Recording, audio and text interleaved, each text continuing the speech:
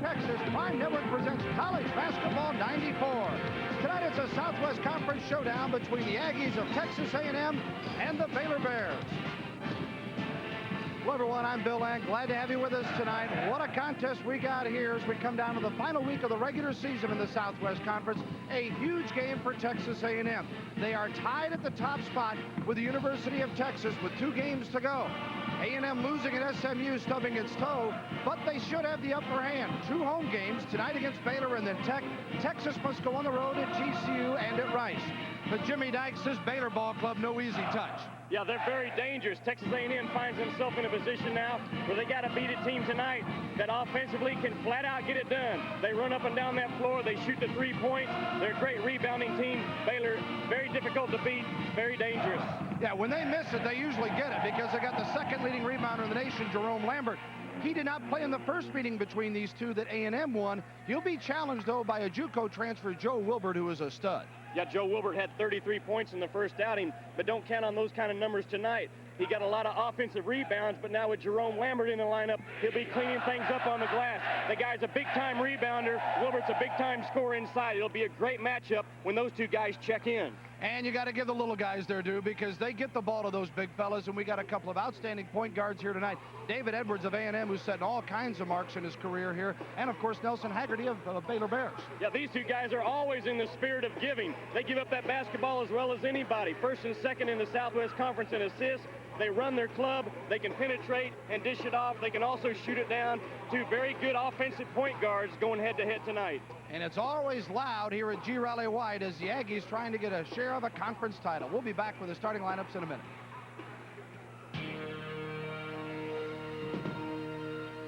College Basketball 94 on Prime is brought to you by Gatorade for that deep-down body thirst. And by DHL, Worldwide Express. From packages to documents, we'll take it from here. We'll be back with the starting lineups right after this timeout.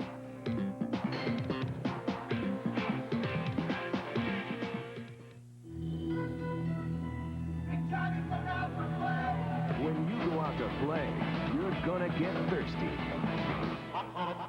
And when you're thirsty, you better have your Gatorade. It goes down easy, quenches to the core. Quenches your deep down body thirst 30% faster than water.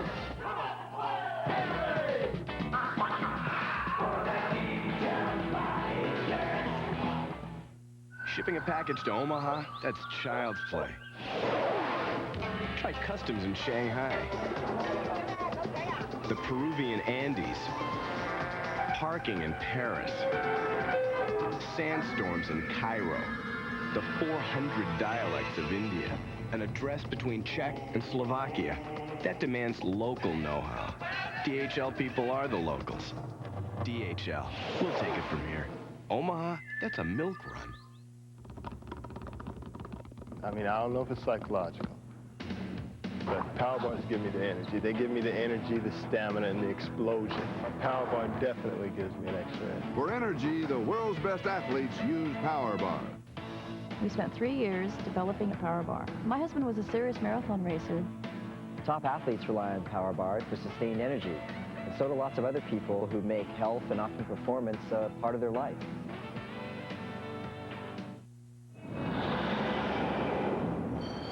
Last year, American business wasted more than $1 billion using the wrong long-distance card. Now there's a way to get that money back. Introducing MCI's billion-dollar stimulus plan for American business. Get all the savings from MCI, plus we'll send you a check that doubles your savings every time you get a proof positive statement this year. Call us and put your money where it belongs. Back in your business.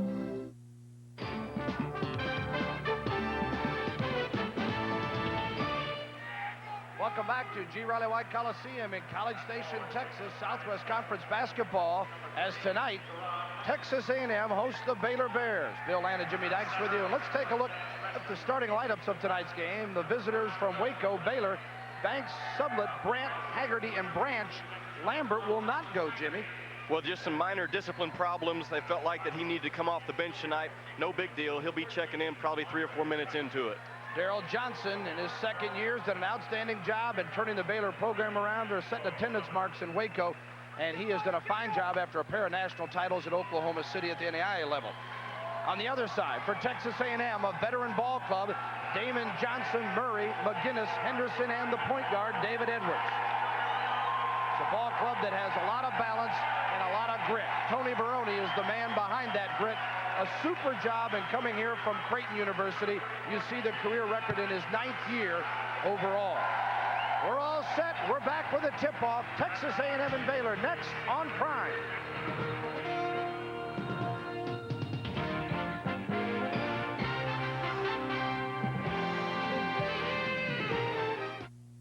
Fun, easy, inexpensive, and ingenious. That's what coaches and experts say about Solo Tennis.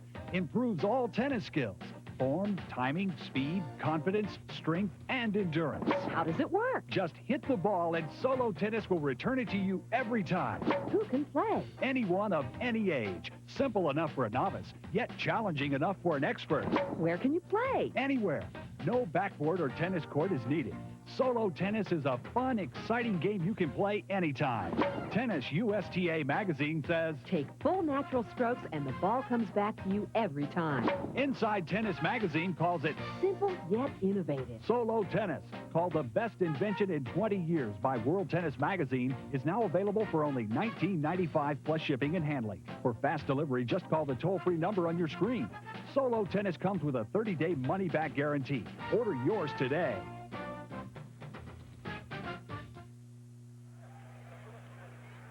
All set for the tip-off here. Bill Land and Jimmy Dykes with you on Prime, Southwest Conference Hoops, A&M and the Baylor Bears. And this series has been a long one between these two schools. A&M with a big lead, 106-58.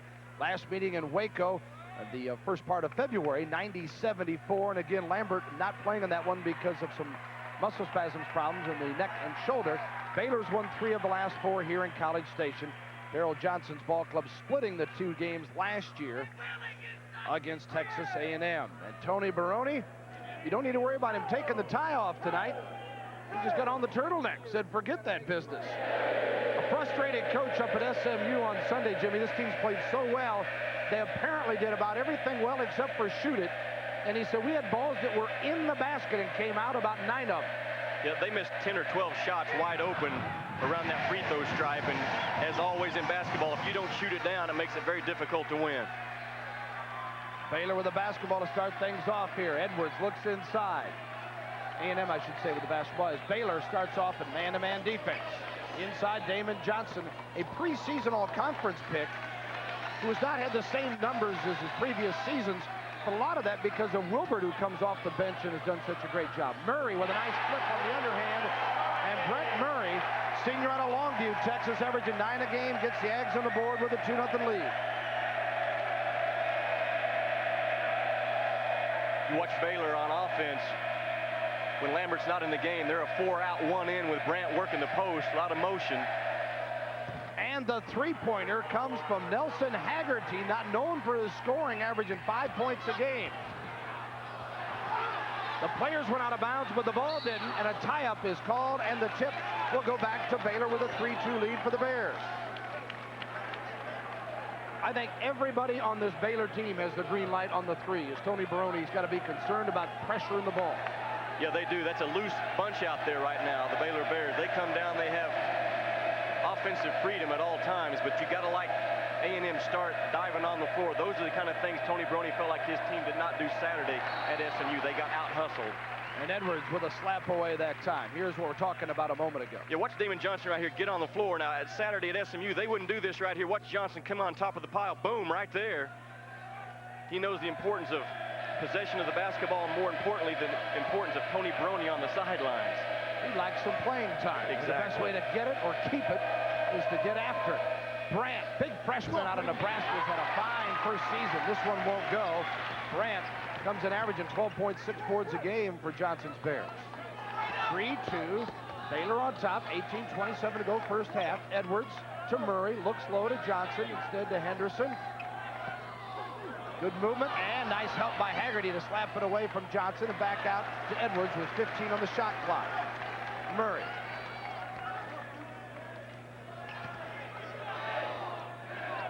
6 on the shot clock. Henderson hits the jumper. Chuck Henderson, 6th best three-point shooter in the league at 39%. And it's the Aggies with a 5-3 lead. Brandt with a loose one. Edwards, sublet. What hustle by the Aggies, a jump ball situation. And that was simply a matter of being out-hustled for the basketball.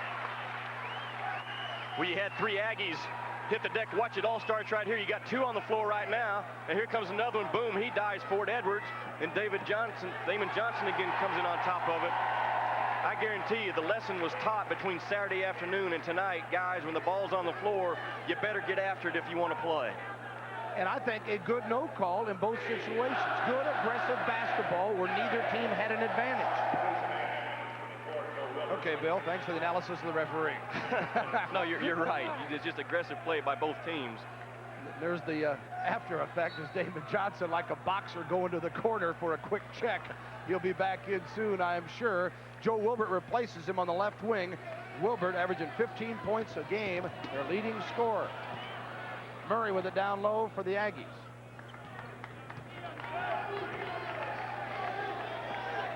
Here's Wilbert.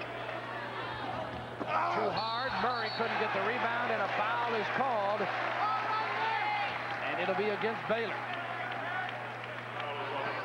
Be on Sublet. You see the patch above Joe Wilbert's eye. He took a cut last week against TCU, but then he gets up on the glass. Watch Wilbert go and get it right there. Good effort by A&M to the boards. You got to do that against Baylor, a very good rebounding team, the Baylor Bears. Murray to Edwards. Loops inside. Wilbert back out. Oh, what a pass inside, and we've got another foul. Man, Edwards, he may be little, but he sure sees tall. What a pass to set things up for an out-of-bounds play after another foul by Baylor on Gerard Banks, freshman out of Temple, Texas.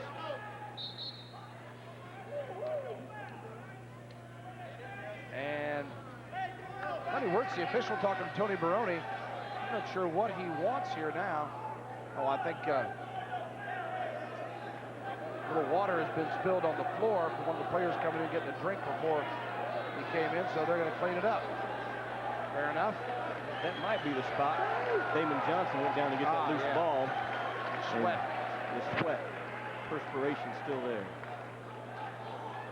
5-3 A&M, 17-13 to go here in the first half. And I don't know.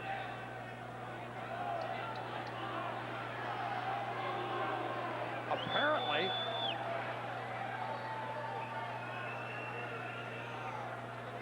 are we going to eat dinner over there or what? You know, there may have been some blood on the floor because Johnson had to go Maybe out. That was it. Just, you see the rebounding in the Southwest Conference. One of the reasons Baylor, a team that only shoots 42%, has won 14 games because they're the best rebounding team in the league at plus 7.6.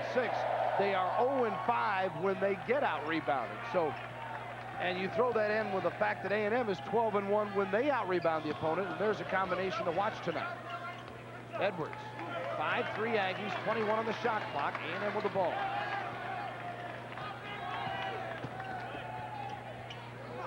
Murray got a touch on it. Sublet did. 9 on the shot clock for Texas A&M. Edwards glances up and catches it at 5, and he'll go one-on-one, zips it back to Murray. Brandt clears.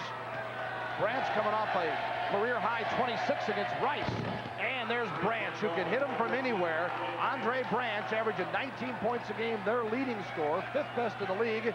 And it's back to a 6-5 Baylor lead. 2 threes for the Bears, 16-19 to go in the half. watch A&M, they'll be very deliberate on offense. They take very few shots throughout a basketball game, about 52 or 53 attempts. But they're good shots, therefore they shoot about 49% from the field. Seldom will you see an A&M shooter jump up with questionable shot selection. Johnson back in, Wilbert out. See Wilbert with that bandage.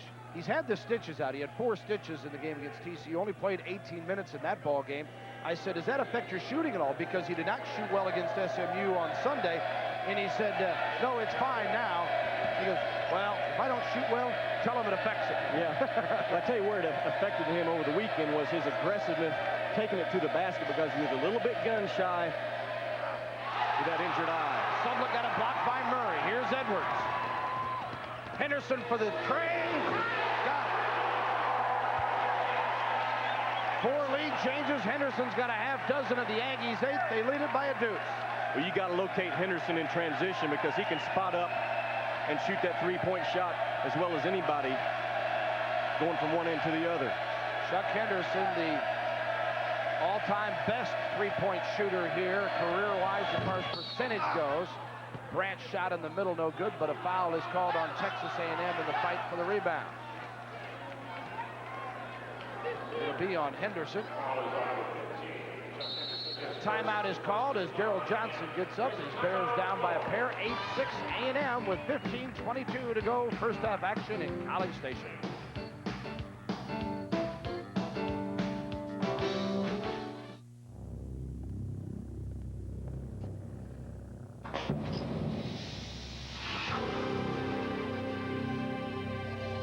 At GMC Truck, we've built a reputation for truck strengths. A considerable advantage. It also comes in this handy take-home size. Sierra from GMC Truck. Think of all this as a large block of ice. Think of this as a chip off the old block. Coors Light's aged ice cold. So when you think of ice, think of the silver bullet. The only way to chill.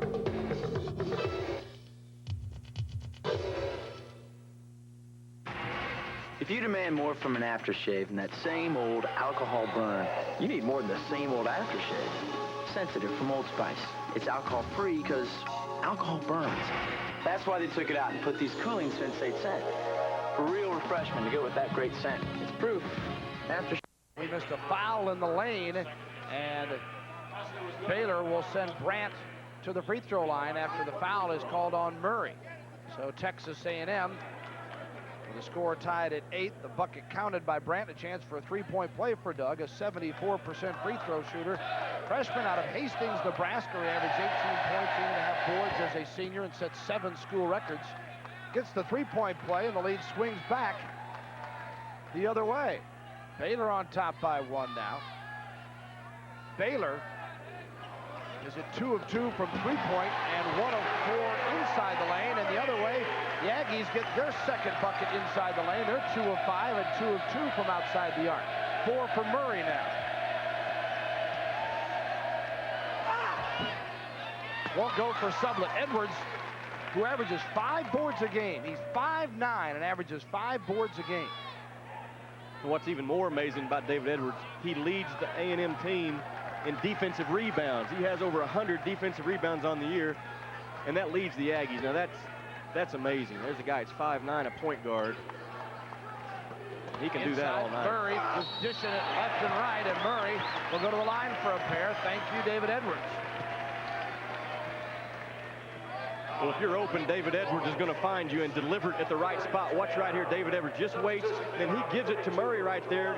Murray showed his target hand, and David Edwards delivered it right where he wanted it, and that's critical from a point guard standpoint. You got to pass that ball where big guys can catch it and do something with it. And foul on Sublett, who takes a seat with his second personal. Baylor with 3, A&M with 2 fouls. Murray at the free throw line, 66%er. 5 points for Brett Murray over the last 4 games. He's shooting 77 from the line and is averaging 12 points, 8 boards, and 2 steals. He missed the first 4 games this season with a hip injury, and that certainly was a big part of A&M's somewhat slow start. When he came back in and got in shape, this ball club took off, and there's another veteran player to the cause. Brandt inside.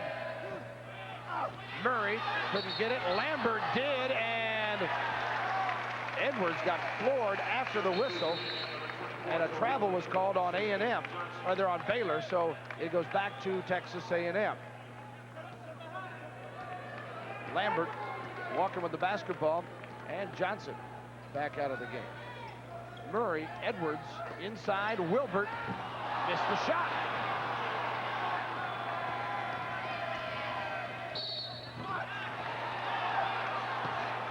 And another whistle and a foul, and Baylor on the inside again getting the ball down the floor quickly against Texas A&M. Jimmy, that's not easy to do against a Tony Barone ball club. No, they're very well schooled at getting back, but there's some keys to stopping Baylor. One of them is transition defense, but you got to not only stop the penetrating dribble, you got to locate big guys like Lambert running the floor. You allow him to catch it 3 or 4 feet from the basket, he can get it down with the best of them. But you're looking, folks, right there at the second leading rebounder in all of college basketball, and he's been up at the top of that list from time to time throughout the season. If you want a lesson taught tonight on cleaning the glass, that guy right there can teach it to you. Not a good free throw, 53%, but 14.6 rebounds a game for Jerome Lambert. Wilbert got the foul, and note it because it's his second. He goes back to the bench, and Wilbert, second in the league in field goal shooting, 0 for 3 and 2 fouls. Sitting down right now. I mean, someone like Damon Johnson's going to have to step up.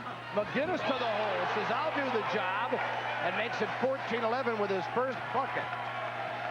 Yeah, McGinnis is not a shooter. He's a streaker. He's a slasher. He likes to take that ball to the basket. Guarding him, you got to realize it and back off playing for the drive. Speaking of the drive, Baylor comes back. Gerard Banks averaging 9.9 a game, gets his first deuce.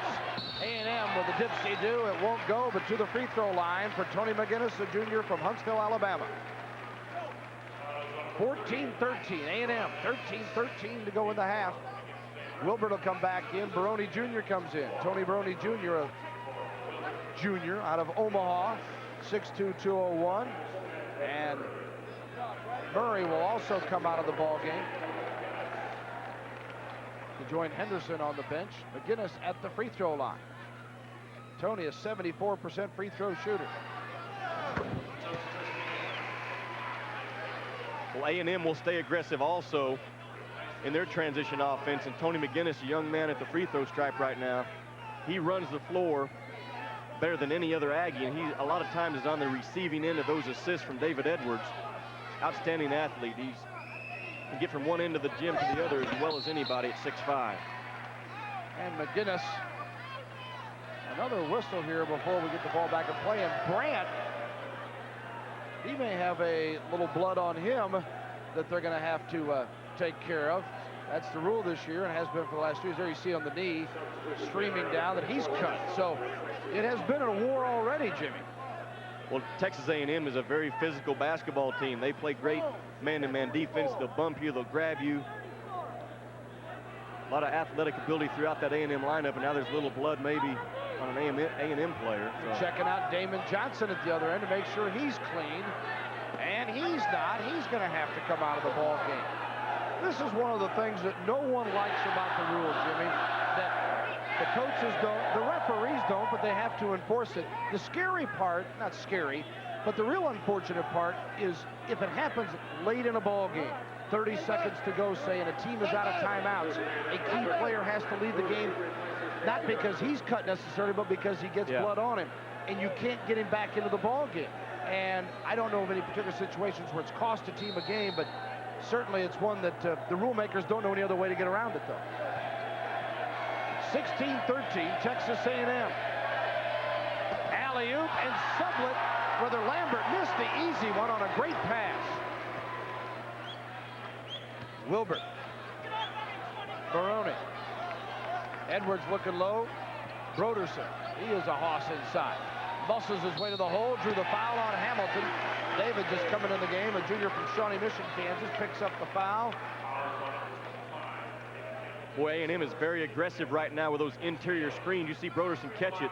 He's going to make a power move to the basket, but it's kind of a forced shot, not a great shot at all. Hamilton should have just went straight up and challenged and not allowed Broderson to go to the stripe. But A&M, you watch those big guys inside right now, Bill, for A&M screening for each other. They're posting up like they mean it, like they really want the basketball, and you want to see that out of a post guy, a guy that wants the ball in his hands. Well, you see Brandt back in the game as Broderson hits the free throw, but one of the reasons possibly, you talk about the SMU loss for A&M, They only went to the line 4 times against SMU and made 3. SMU was 17 of 27, outscored them by 14 in a game in which they only won 64-57, and the jump was called. So maybe that's the other thing Tony Barone is saying. Let's not only be aggressive, let's take it to the hole, guys. Let's get to the free throw line where we can get a Baylor team that is not very deep, maybe in foul trouble. Well, I think A&M really felt like they played not to lose against SMU, and you've got to stay aggressive. Grant, pardon me, bullying his way to the hole, but the foul is on Broderson, who apparently did not establish position. Well, I really like Doug Brandt at 6'10" and just a freshman redshirt. He's aggressive, he's agile, very mobile, but he has the skills you look for if you're recruiting a big guy, 6'10", 6'11". Brandt has the skills you look for. He can run, he can jump, he's tough. He had his knee scoped on earlier this year and came back 10 days later, was right back in the starting lineup. He has all the qualities, I think, that he'll develop into a big-time center by the time he's through at Baylor University. You know, he reminds me a little bit in style, and I'm not putting this class, but of Jack Sikma, who was long and lean out of Illinois Wesleyan before he went on to many years in the NBA with the Supersonics and some others. Back and shoot the ball. Underneath, another whistle and a foul called. Boy, these two teams better work on their free throw, and we're going to see some tonight. We'll take another look at it. Well, bad things happen defensively if you allow guys to drive the baseline. Right here, A&M gets it to the hoop and just doesn't convert. And you see Broderson coming over the back, and Lambert, there's a guy right there. If he doesn't get the rebound, a lot of times he's there to make you foul him. Brandt's with him, looking to Brandt. With Brandt and Brandt, Banks. Be careful with these Baylor guys. Lambert, foul called on A&M again. So the Aggies pick up their 16th foul. And no need to foul Jerome Lambert. Nothing against him, but he's not a perimeter scorer at all, 10 or 12 feet out like that. You're forcing him to take a shot that you want him to take. Just go straight up and don't allow the official to make the call. That's Tony Barone signaling right there, guys. Go straight up on him. So Wilbert gets his 2nd foul. Earlier we had him designated for 2. I beg your pardon on that. This is officially his 2nd now. With the 16th foul, the next a 1-and-1 for Baylor. Lambert at the line and cannot get at the ball. 53%, 56 in league, so not much better of late either. Out of Arkadelphia, Arkansas, from West Ark Junior College in Fort Smith, Arkansas, where averaged 21 points, nearly 10 boards a game. Wilbert clears. He averages 5.8 caroms a game for A&M. 17-14 Aggies. Baylor 2 of 6 from the line. A&M's hit 5 of 6. Knocked away by Haggerty. Goes back to Texas A&M as Darrell Johnson looks on. We'll talk to Darrell at halftime and give us his thoughts about Baylor and Texas, Texas A&M and Texas Tech joining the Big 8 Conference. Edwards off Brandt, out of bounds to A&M. And a timeout is called. We'll take a break. 11:52 remaining here in College Station first half play. A&M up by a trio.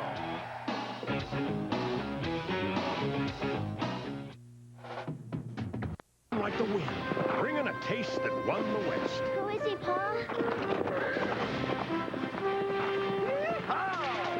Jack in the Box serves up the new Sourdough Ranch Chicken Sandwich, grilled chicken filet, bacon, and the great Western tastes of creamy ranch dressing and grilled sourdough. Pa, will we ever see him again? The Sourdough Ranch Chicken Sandwich. I'll be right back with your fries. Aggies lead it by 3, and now this message from Continental Airlines. Travel arranged through Continental. One airline can make a difference. Business first. The comfort and service of international first class at a business class fare. That's the difference. Bill and Jimmy Dykes with you in College Station. Texas A&M the host and the leader right now. You see ball clubs both 5 of 11 from the floor, 46%. For Baylor, that's a boost. They only shoot 42 on the year. A&M's been shooting 49 in the league, best in the conference, 45 overall.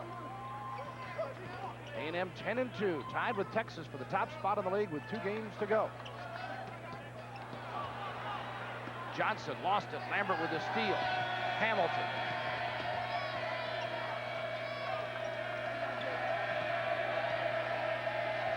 Hamilton goes for the bomb and got fouled. He'll shoot 3. Oh, my goodness. David Hamilton, a 32% three-point shooter. They all can shoot it on this Baylor squad. And he got fouled. He'll get 3. That is a sin. Well, that's a mistake. You see Henderson checking in for Brony on the bench. Son of the coach or not, you make a mistake like that, you're having a seat on the side. And at the free throw line is Hamilton. 74% free throw shooter. The big junior. He's had 3 double-doubles this year as far as double-figure point, double-figure rebound nights. Plays 21 minutes a game and has started 7 games.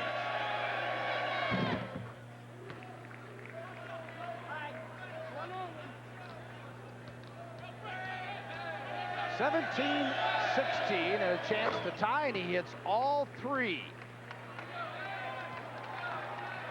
Tied for just the second time tonight. 11-16 remaining in this first half. Johnson, a brick. Hamilton the rebound. Haggerty. Hamilton will try another tray. And Brandt with the tip won't go, but got his own. Still can't get it to fall. Johnson, a little interference. It went out of bounds. Last touch by Brandt.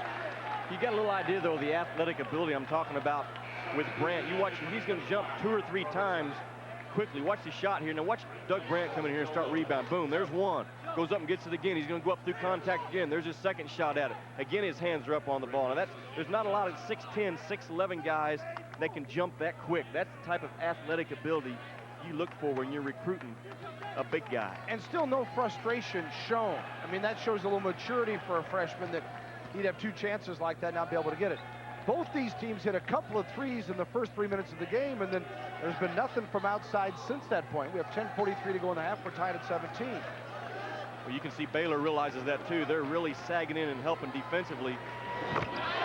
With the exception of Edwards and now Henderson into the game, they don't have great three-point shooters, and Edwards at best is streaky from beyond the arc.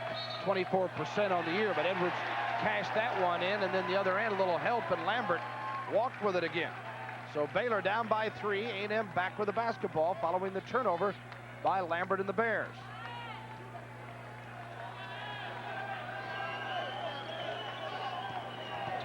Edwards. Brandt just stood tall, and Wilbert went right into him, and the ball went out of bounds. He was fortunate that Brandt didn't just grab it. Now Wilbert likes to catch the ball and turns his left. Brandt realized it. Watch Brandt right here take his left shoulder away. See that right there? Nice job of scouting by the Baylor Bears and defending Joe Wilbert. 16 on the shot clock. Edwards had it blocked and taken away. Nice job by Haggerty to Lambert. And good body control by Jerome Lambert to make it a 1-point game. He's got 4. Lambert averages 18 a game. That's 4th best in the league. You know, he kind of shot that, though, Bill, knowing that if I don't make it, I'm going to get the rebound and stick it back in. It wasn't a real fluid shot. It just happened to go down for him. Broderson. Brandt with the rebound. And I mean, he went after it. He's got 4 rebounds. Slapped away inside. It goes off the rim, and here comes Edwards. Speaking of rebounds. Oh, mama, what a pass. Wilbert tried to gather himself and come back to the hole, and he draws the foul. He'll go to the line.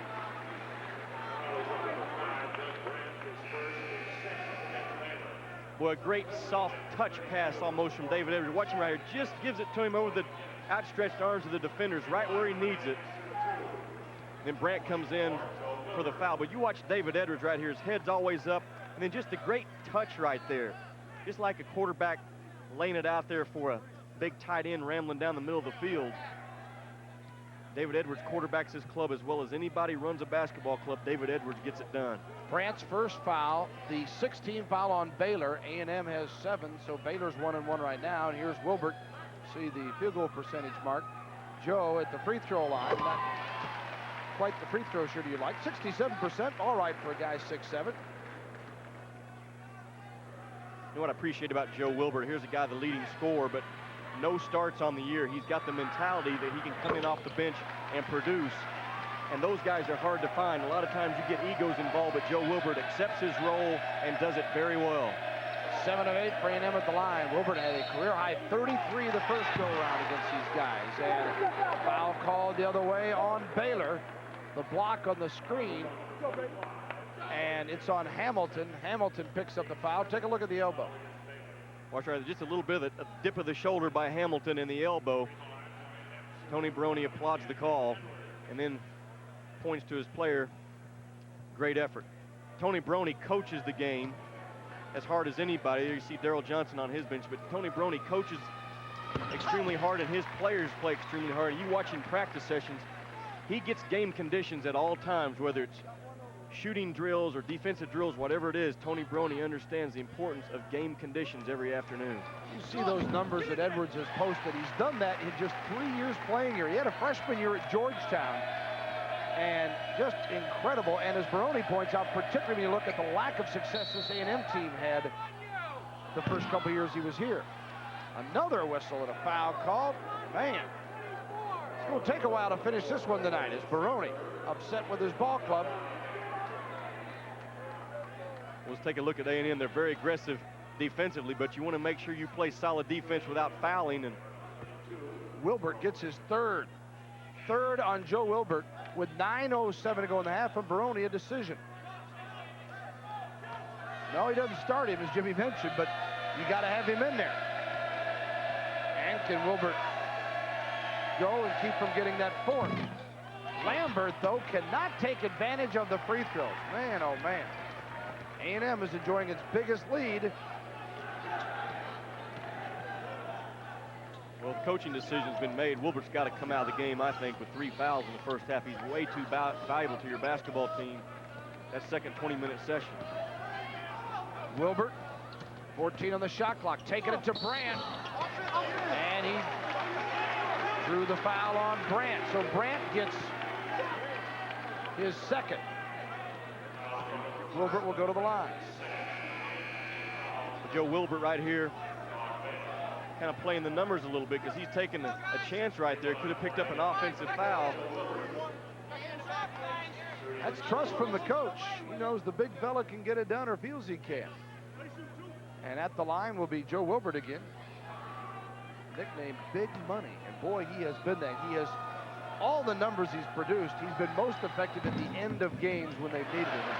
That's why this A&M team leads the league. They're winning the close games this year. They are 7-0 in games decided by 6 points or less, and Wilbert has been a big part of that. You see what happened the last time against Baylor.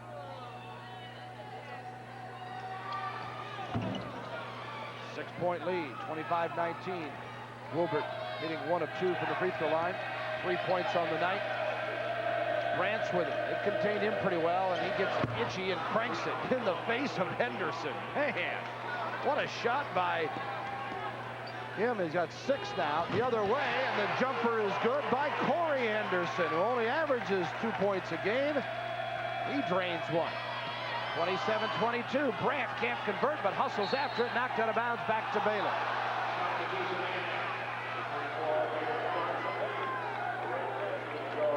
That's why Baylor, Bill, is so dangerous, because they fly down that floor. They run as hard as anybody in college basketball. You watch Branch penetrate, and then the athletic hands of Brandt to control that pass that wasn't a real clean pass.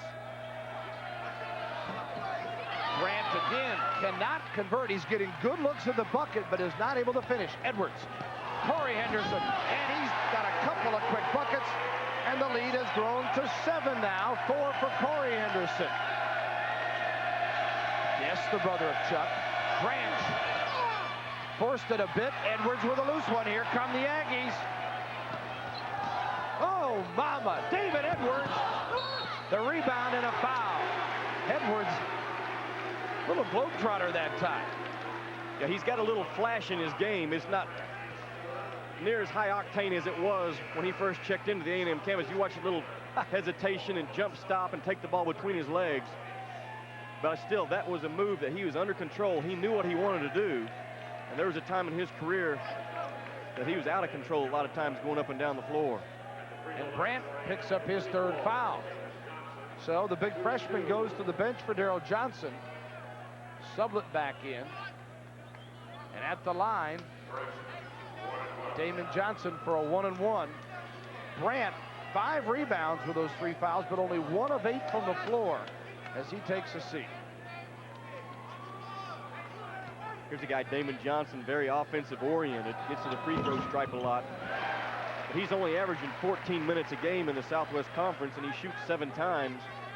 So he's getting a shot up once every 2 minutes. That's a sign of a guy that's offensive oriented. This is a guy that averaged 15 points a game a year ago, led this team in scoring, and was an honorable mention all-conference pick.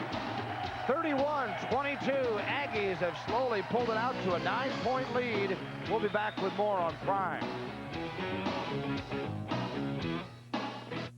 Push it, pass it, drive it home. The nation's top conferences step onto the ice for non-stop board-banging excitement.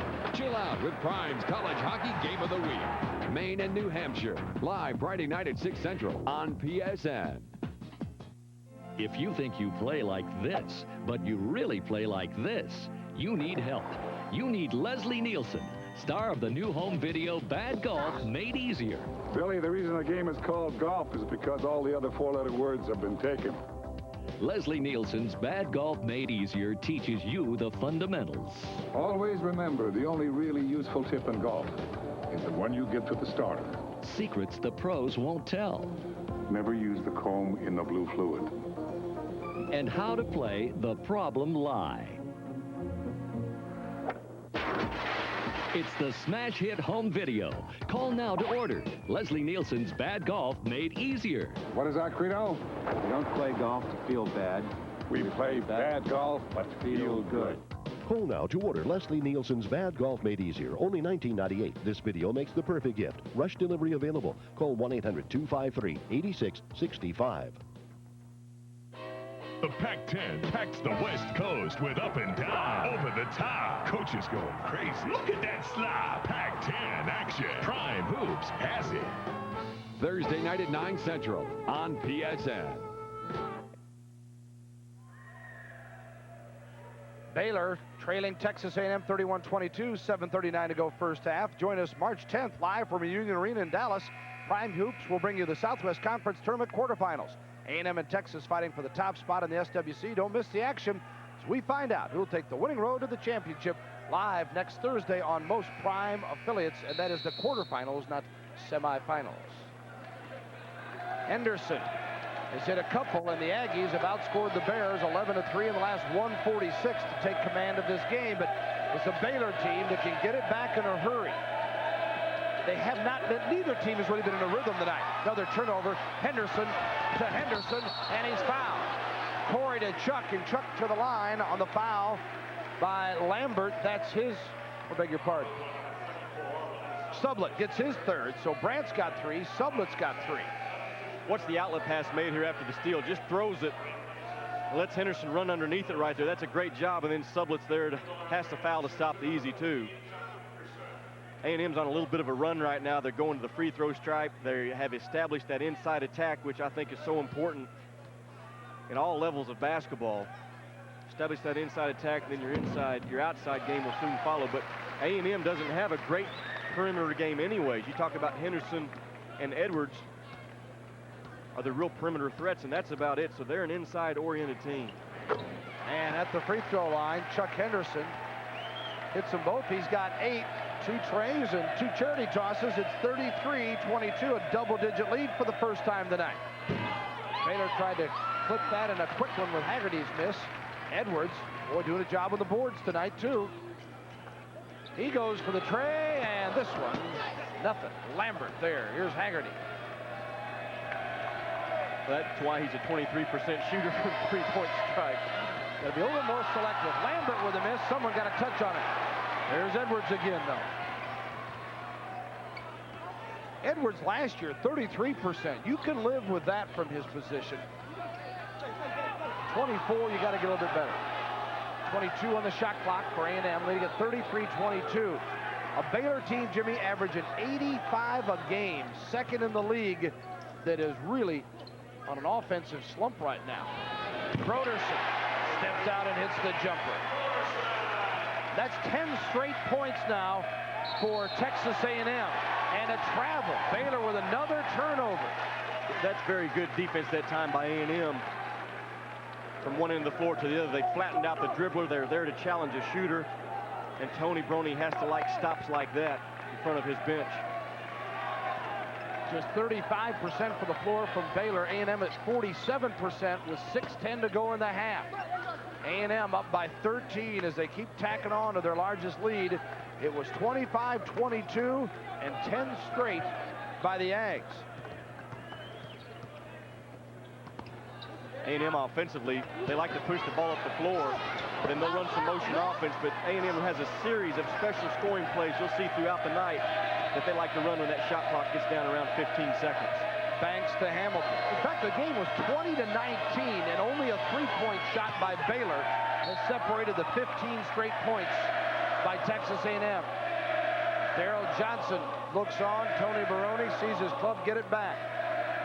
Well, boy, you know he'd like nothing better than to get a breather tonight against the Baylor team that can be so dangerous. It can wear you out and then gear up for Texas Tech. They had the Donnybrook, and I do mean Donnybrook, out in Lubbock when A&M escaped with a victory in an earlier meeting. That'll be a huge game here and an intense one on Saturday to wrap up the regular season. Here's A&M. That shot clock gets down. They're going into a special scoring play. 6 in the shot clock. Broderson got tomahawked from behind. Branch hits the three. So 2 threes in that 15 zip span. And it's back to a 10-point game. The slam the other way by Johnson. If you're going to run up and down the floor like the Baylor Bears, you got to do it in both directions. You can't just run hard to the offensive end. You got to get back and find guys and not allow easy points. Charging Hamilton. His third foul. So Baylor's got Brandt with 3, Sublett with 3, and Hamilton with 3 on a ball club that is not very deep. 4 players have been withheld as their eligibility has been questioned from the beginning of the season. Daryl Johnson said it has been a struggle. We'll visit with the coach at the half. Baylor 14-10, 5-7 in the league. Aggies 17-7, 10-2 in the league. And a travel called on Johnson. Baylor, I know, prefers to stay with a man-to-man defense, but you get in foul trouble and have limited depth over there on the sidelines. You may have to think about going to some type of a zone, try to slow down A&M a little bit and limit your fouls on the defensive end. Another turnover almost, and Aggies couldn't hang on. It goes back to Baylor. And I guess the concern is there is you see Johnson getting back up. Lewis checks in. Troy, a walk-on, a freshman from Waco, comes in for Hamilton, who joins the other 2 with 3 fouls. If you go to that zone, Daryl Johnson thinking, boy, then we play in A&M's hands. They can work the ball for 20, 25 seconds. We don't get it into our running game. But that's the dilemma he faces with the foul problem. Branch got the jumper and the foul. Andre Branch, a junior from Kingwood, Texas. And he has got the last 2 buckets and trying to bring him back. Well, that's a great one-on-one move by Andre Branch, a guy that invents his own look right there and gets the leaner off the glass. But you're right, Baylor is finding themselves in a predicament, and that's why A&M is sitting at the top of that Southwest Conference right now, because of that reason right there. They get you down, and then if you have to play into their hands, they're very well schooled at taking time off that shot clock, taking good high percentage shots, and they defend you. And Branch has a dozen of the 28, I should say, for Texas A&M. Or for Baylor. Inside McGinnis with a bucket. Read and react and take what the defense gives you, and Tony McGinnis did at that time to perfection. The defense overplayed and a great back cut. Nice pass by Lewis, and Lambert converts. He's got a half dozen. This is more the tempo that Baylor was looking for, though, even though they've been giving up some easy ones. And Johnson charging on Damon Johnson. Dipped the shoulder a bit, used the elbow to lead, and Damon Johnson picks up the personal foul, his first. Now, inside players can't flash to the basketball and catch it and turn blind, and Tony Baroni knows it, and he'll instruct them at the bench. Aggies lead it by 9 over the Baylor Bears. Stay with us on Prime Southwest Conference basketball from College Station.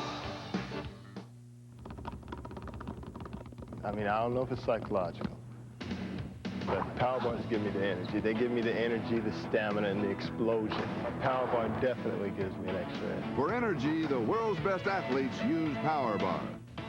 We spent 3 years developing a power bar. My husband was a serious marathon racer. Your favorite personality. And the greatest plays of the week. All this and more coming your way in NBA action. Tuesday nights on PSN.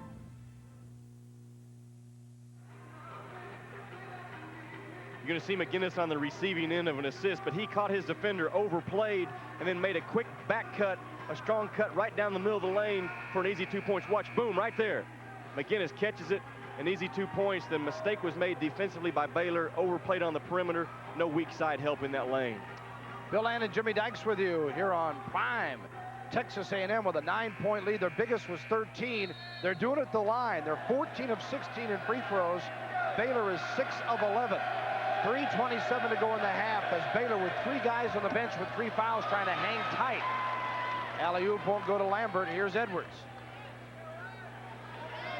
Henderson cranks the tray and drains it. Oh, mama. Chuck Henderson has got 11.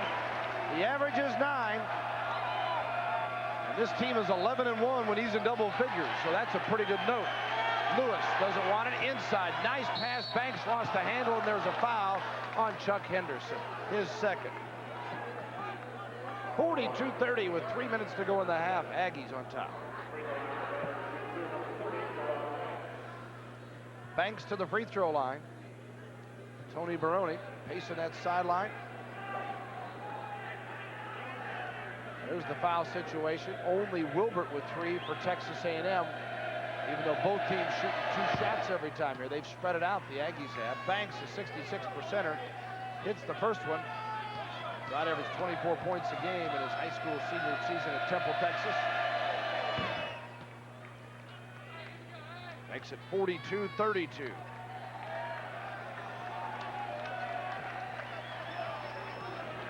Edwards to Johnson. See Lambert backing off on him. McGinnis. And in the paint again. More action away from the ball. And another foul. This one is on Johnson, his second. And that's a shooting situation for Baylor now.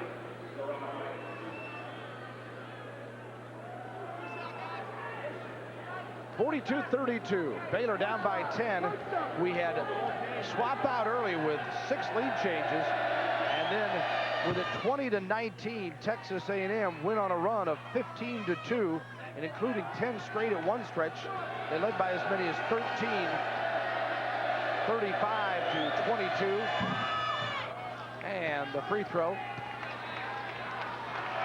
makes it 42-34. So 4 straight at the line for Baylor now. They're 10 of 15. They get back in it at the stripe. Broderson back out to Edwards, and A&M will reset, run it at their speed. See, that's their offense again. They run that motion offense, Bill, for about 10 or 12 seconds. Not a lot of screening, a lot of cuts. Then if it's not there, they'll back it out, run a little special play. You won't see that very often. When Lambert gets his hands on it, it's usually his basketball. Now, Lambert's always around that basket. He's got a lot of qualities that make him an outstanding rebounder, and he talked to me before the game. He said, you know, there's a lot of guys that are my height and can jump, but I think I have a heart bigger than most guys in college basketball. There's Baylor turnovers, and they have been costly tonight. Aggies trying to take advantage of one right here. McGinnis. Give A&M some credit. They're really battling Lambert. They're trying to make him contest for every rebound, and that is a situation where he had one, but they stayed with him in a second or two longer, and they got the ball back. 9 on the shot clock. Henderson misses, and McGinnis with a rebound. And I think he stepped out of bounds. It goes back the other way. And that's where Brony, would he have rather seen him kick it back out? Well, he's in good position right there to take it up strong. There was no reason to really make that pivot move to the baseline. He caught it, just power the thing back up, and official right on top of it. And officials miss that call a lot on that baseline because they're too close to the action. The official that time was 4 or 5 steps back in proper position. Lewis, and a foul is called on Johnson. And Tony Barone says, oh my goodness. That's the, and I beg your pardon, they do not put it on, okay, Johnson. They're saying his second. We've got him for 3. Whatever, and I think Barone thought he had 3 as he took him out of the ball game. Whatever, we'll get it straightened out for you.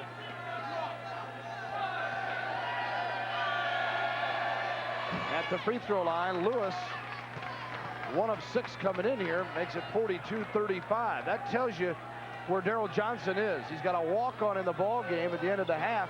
His team is back within 7, though. He's just trying to buy some time to get his regulars back in. Edwards hits the jumper. That stops 5 straight on the part of Baylor. Banks got them off their feet. Edwards.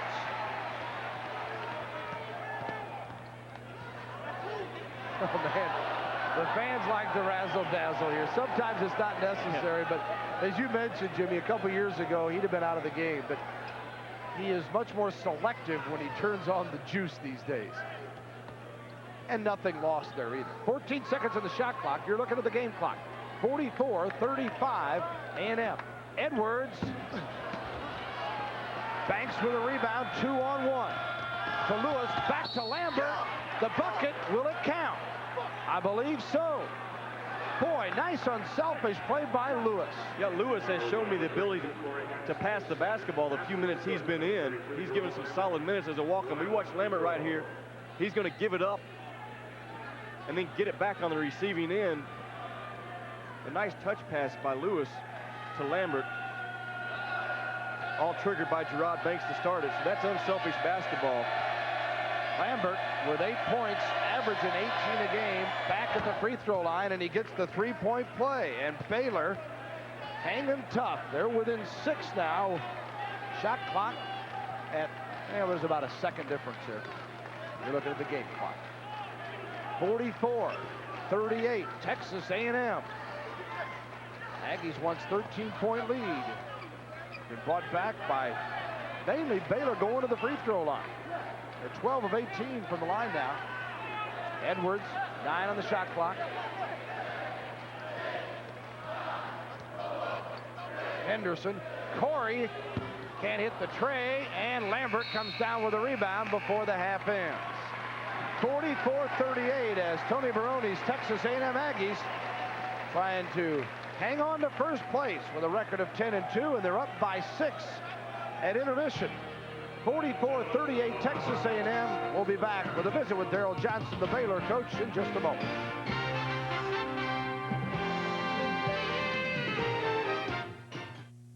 A lot of MCI customers confess they didn't get the savings they hoped for. We tried MCI on that friends and family thing. I was very disappointed in the plan. I mean, if you want to give us savings, give us savings. Just give it to us. Southwest Conference as Baylor and Texas A&M go at it at G. Riley White Coliseum here in College Station.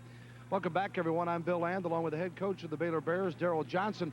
A lot of talk in the last couple of days, particularly on the conference situation with 4 members of the Southwest Conference being invited, now joining the Big 8 Conference. Baylor is among those 4.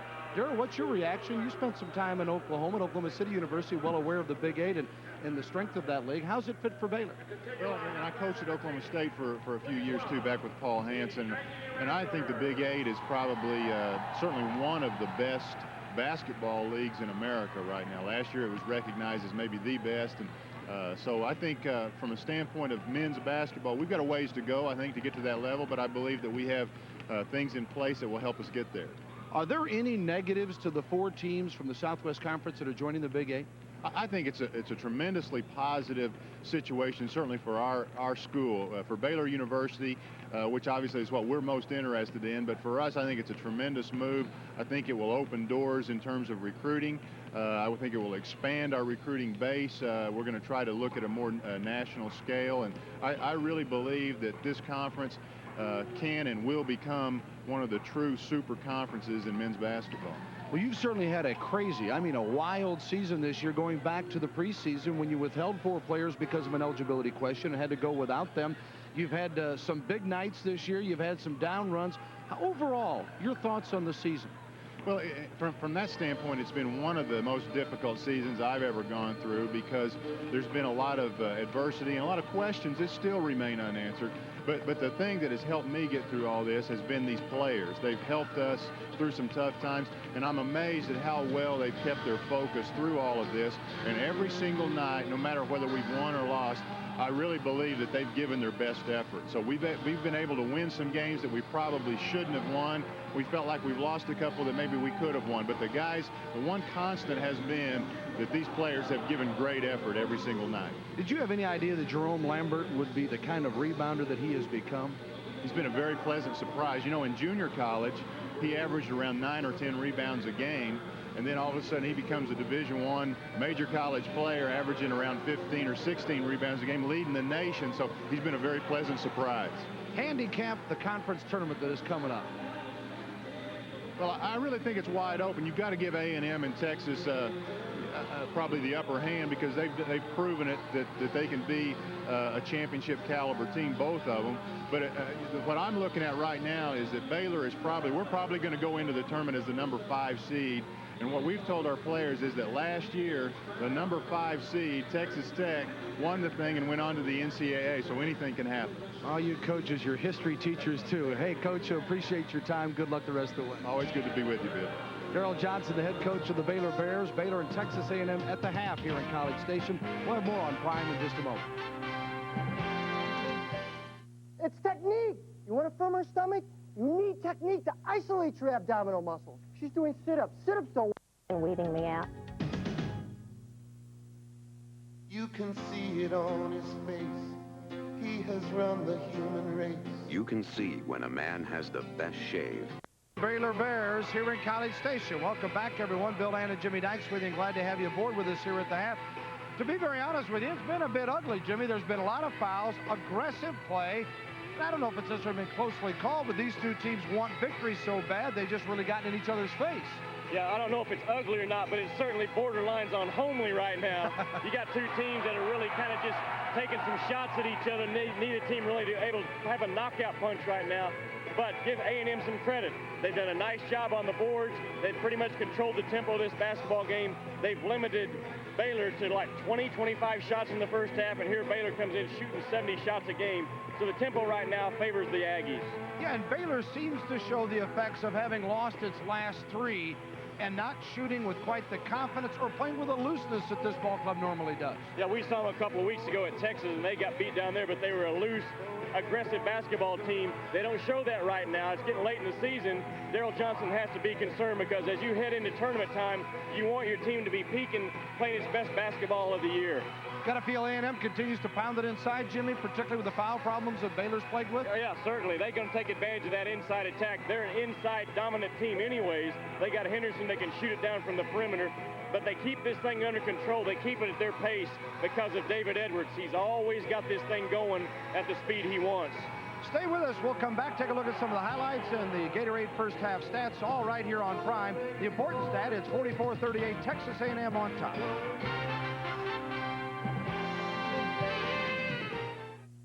Highlights.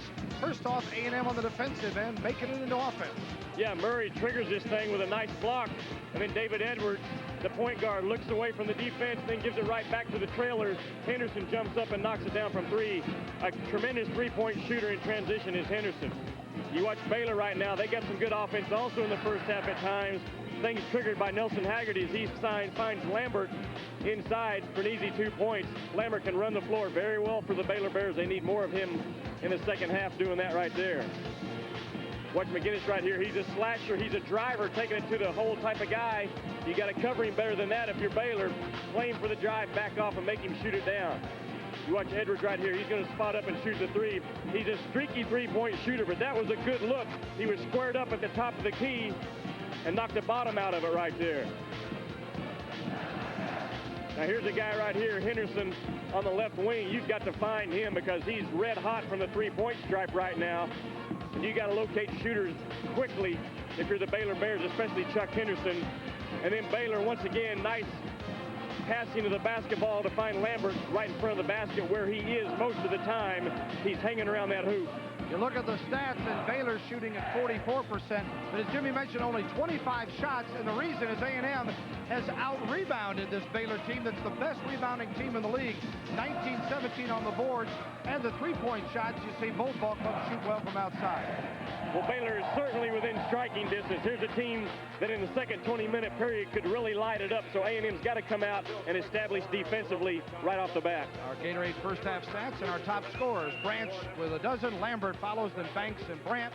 On the other side for Texas A&M, Chuck Henderson in double figures, Edwards and Murray, and Corey Henderson has come off the bench to hit a couple. Our score is 44-38. Second half coming up on Prime.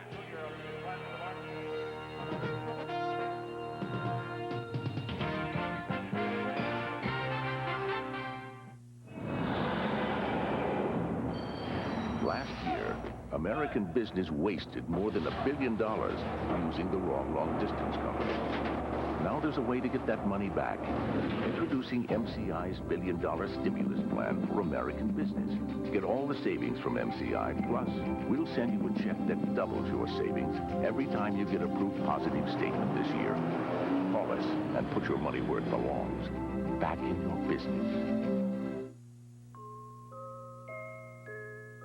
Here's one time it doesn't matter who your neighbor is.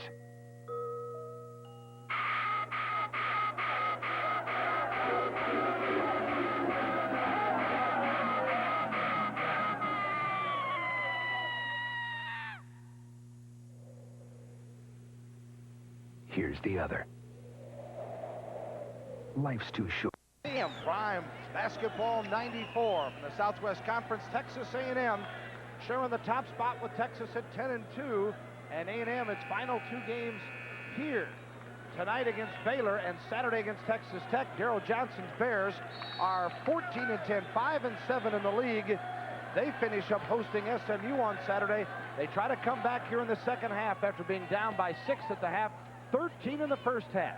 A&M basketball. Edwards to Henderson. He's at 3 of 4 from 3, and they're out on him now. Edwards with Haggerty on him, and Baylor starts man-to-man. 15 on the shot clock for the Aggies.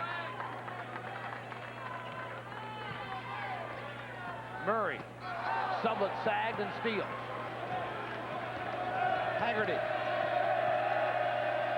Sublett for 3, and gets it. Willie Sublett, a 32% three-point shooter, averaging 13 points a game, his first bucket tonight. Murray counters. Oh, mama. Brett Murray, who only shoots 24% from out there. Anything you can do, I can do better, I guess. You know, Willie Sublett is one of those kind of guys that he's just a real pain to play against because he'll make a steal, he'll come down and he'll shoot a three-point shot, he goes to the free throw stripe. Just one of those guys that finds a way to beat you. This one from NBA range won't go. Henderson with a rebound. Edwards. Aggies had seen that lead trimmed to 3, but Murray answered. Back up at a half dozen. Texas A&M looking for a share of a title, and depending on what Texas might do, the Aggies could still win it all. Texas has to finish on the road. Murray missed inside. Wilbert got it put back in his face by Sublett. The follow was good by McGinnis, though, and the Aggies lead it by 8, 49-41. McGinnis with 8. The 3 blocked, and then Brandt is fouled as he goes for the loose one. 18-17 to go to the ball game, and Murray doesn't like it, but gets tagged with a person. You watch Brandt jump up and shoot it. Defender gets a piece of it. Murray goes over the back of Brandt right there. You got to realize if you're a player, there's been, 25 fouls called already in the first half.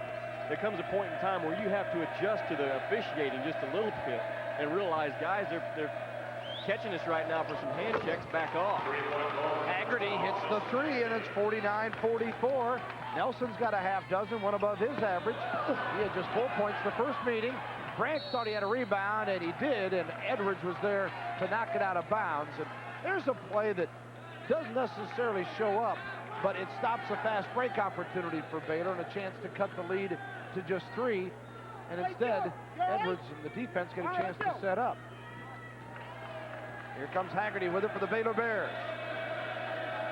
Baylor last season picked for last, went 7-7 in Darrell Johnson's first year in the league. Branch on the drive, and a foul called, and it's on Texas A&M. It'll be on Chuck Henderson, the senior from Houston. He gets his third foul. Well, again, bad things usually happen when you don't contain on the perimeter. Talking about dribblers taking it to the basket. You got to slide over, move your feet, and cut them off. If not, you're going to have to reach and get called for the foul a lot of times. Henderson now has 3, and hold it. Another foul on Texas A&M. It's on Wilbert. Well, again, here we go. A guy on the perimeter puts the ball on the deck, gets it to the paint. If you're not well schooled in one-on-one containment, you got problems against Baylor because they have a lot of one-on-one in their offense. Wilbert's got 4, Jimmy, and still in the ball game. Knocked away out of bounds. So you got, all of a sudden we're talking about Baylor's foul problems where they quickly added up for Tony Baroni's team. He quickly substitutes Johnson for Wilbert, who leaves with 4 fouls, and Wilbert, their leading scorer, just 3 points on the night. Only played 5 minutes in the first half, and just a few to start the second half now. And remember, Murray's got 3. Branch can't hit. Murray with a rebound. Edwards. Henderson. Oh, mama, falling down. He did it this time. 52-44. He's on fire. Brandt. Over Murray. Murray the rebound. Probably should have taken it to Murray instead of the fade. Edwards, the pass is stolen. Here comes Banks for the Bears. They're down by 8. He goes for the 3 and gets it. Here we go. This is what we were looking for. That favors the Baylor Bears, that up and down game. That kind of gets them back in their rhythm. Neither team could get a rhythm going in that first half because of all the foul problems. And really, if A&M had their druthers, a non-rhythm game is their type of game. Yeah, that's right. I mean, not that Tony Baroni wants to see his team play ugly, but he'd rather have it be a bit choppy and great defense than try to outscore a Baylor team that can play that way every night. And another foul called as Johnson will go to the line, and that's the 4th foul on Doug Brandt.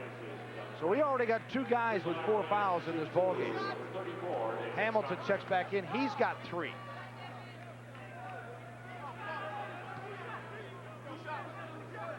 Brandt with 4, Sublett and Hamilton 3 each for Baylor, and at the line is Damon Johnson. 53-47 as Johnson gets the free throw for his 5th point of the night.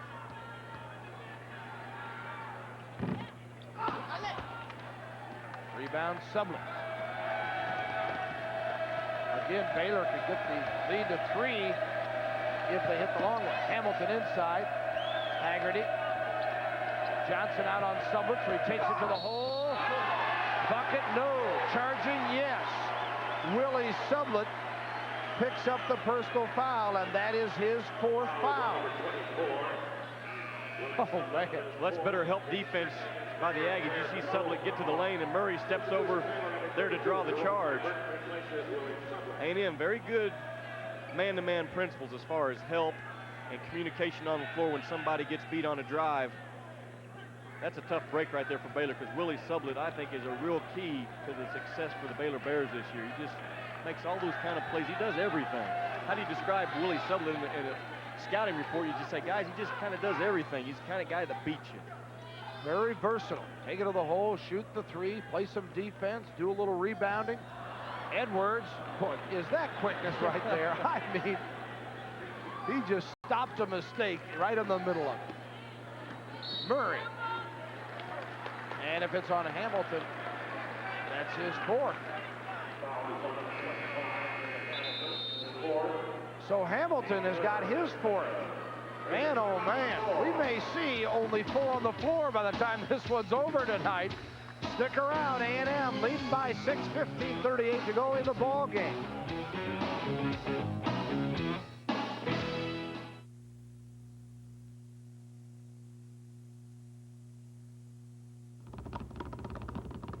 I mean, I don't know if it's psychological, but power bars give me the energy. They give me the energy, the stamina, and the explosion. A power bar definitely gives me an extra edge. For energy, the world's best athletes use power bar. We spent 3 years developing a power bar. My husband was a serious marathon racer.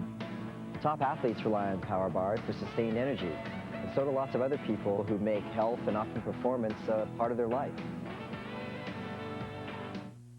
It's a silver dime, it's a silver plate, it's a silver setting, at a silver base. Swinging by our very best friends, so silver bullet through. They never end. In a silver dime, Coors Light, in a silver plate, so right here now. Silver memory.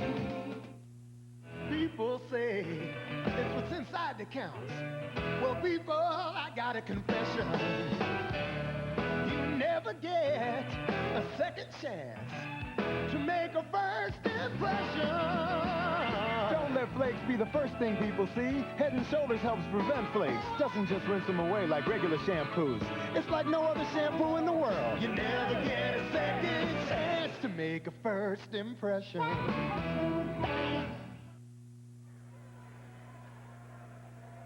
A&M 53-47 lead over Baylor, 15:38 to go in the ball game. Want to remind you, more tournament action coming up on Prime. March 11th in Biloxi, Mississippi. Prime Hoops begins live coverage of the Metro Tournament. Louisville, first place as the rest of the conference battles to knock them off the top and get the automatic bid to the NCAAs. First round begins next Friday, 1 o'clock Eastern on most Prime affiliates. Bill Land and Jimmy Dykes with you here in College Station, and Baylor gets it thanks to the turnover from McGinnis. Bears are down 6.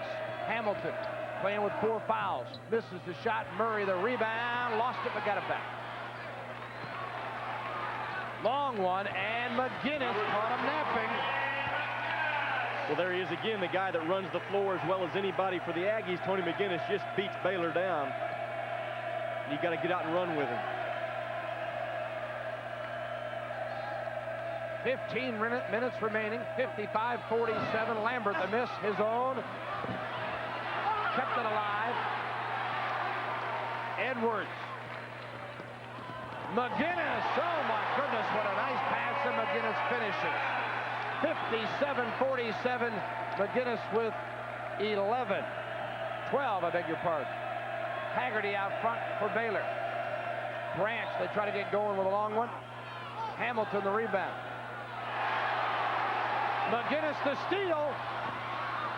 Great effort by Baylor to come back, though, and credit Baylor and the hustling Nelson Haggerty with that steal. And then Haggerty with a miss. Lambert cannot find the handle tonight. Hamilton, he gets it going. Yeah, Hamilton can shoot the ball. He's a post player that can step out on the floor and knock it down. Hamilton, a junior, averaging 8 points a contest and makes it an 8-point game here, 57-49. Broderson waiting to check in for the Aggies. A&M with 15 on the shot clock with the basketball lead of 8. Henderson. Johnson battling, and you heard the skin. They weren't high-fiving it either. And the foul called inside. And see the shot, but then watch the arms go up. Damon Johnson does a nice job, and Hamilton, I guess, is the one called for the foul. And he's gone. Out of here with 5 points and 3 rebounds tonight, David Hamilton. He's laughing, but you know it isn't funny. So Hamilton, gone.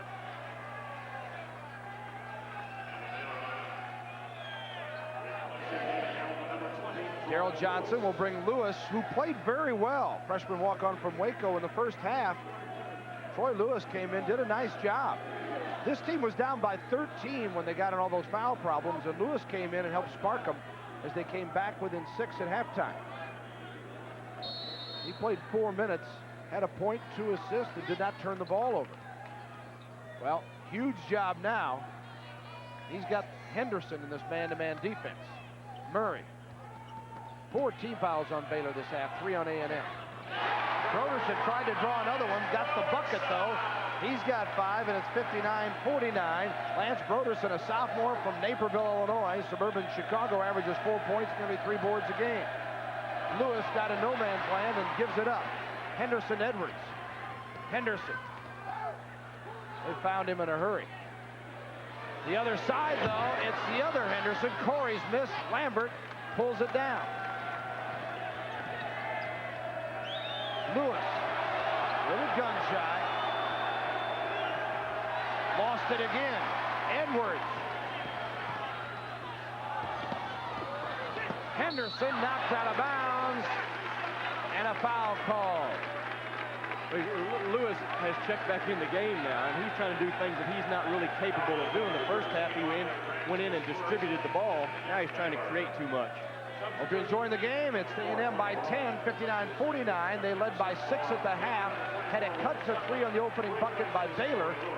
But in the first half, Baylor, after going back and forth and 6 lead changes, fell down as A&M had a 10-point run and a 15-2 stretch to take control of the game. They still have control of the game, but both teams in foul problems here.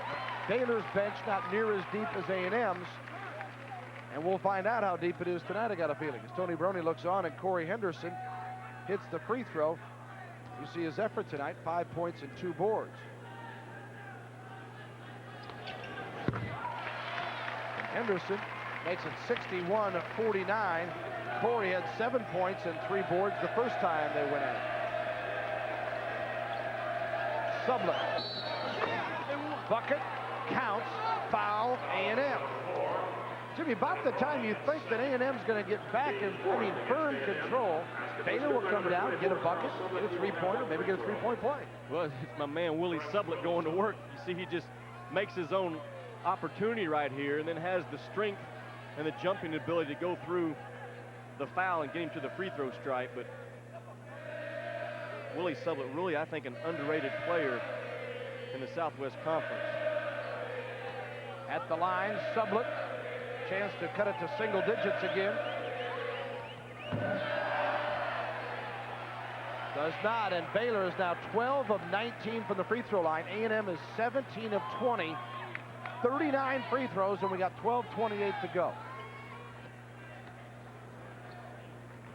May your sons grow up to be free throw shooters. I mean, in this game, you can make a living. You get a scholarship. Edwards. Lambert knocked it away. Out of bounds, A&M. 10 on the shot clock for Texas A&M.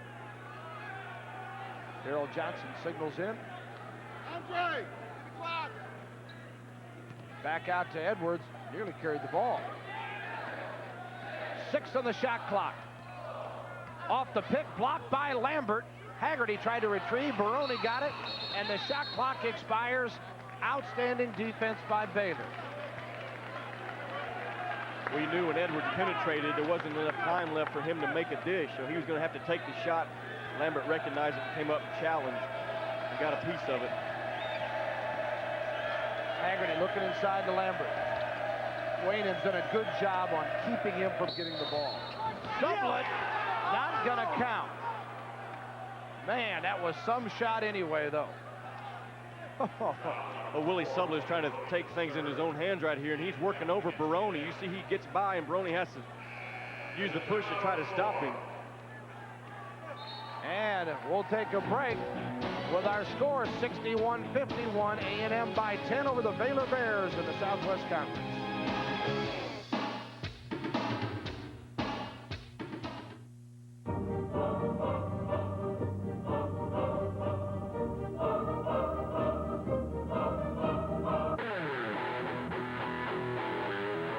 Go in the ball game, and now this message from Continental Airlines.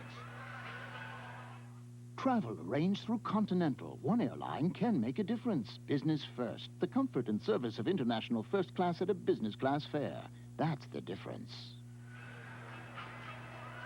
Phil Land and Jimmy Dykes with you. As you take a look, both ball clubs from the floor this half. Baylor just 33%. They were down by 6 at the half. By 10 now, and A&M, you see, a little bit better. Lambert on the inbounds gets the bucket. 8-point game. Jerome Lambert's got 11, 7 below his average. He has had 18 double-doubles this year. You talk about consistency. This guy has done that for the Baylor Bears. Murray out to Henderson, and now Edwards. Edwards looks inside again, taking his time.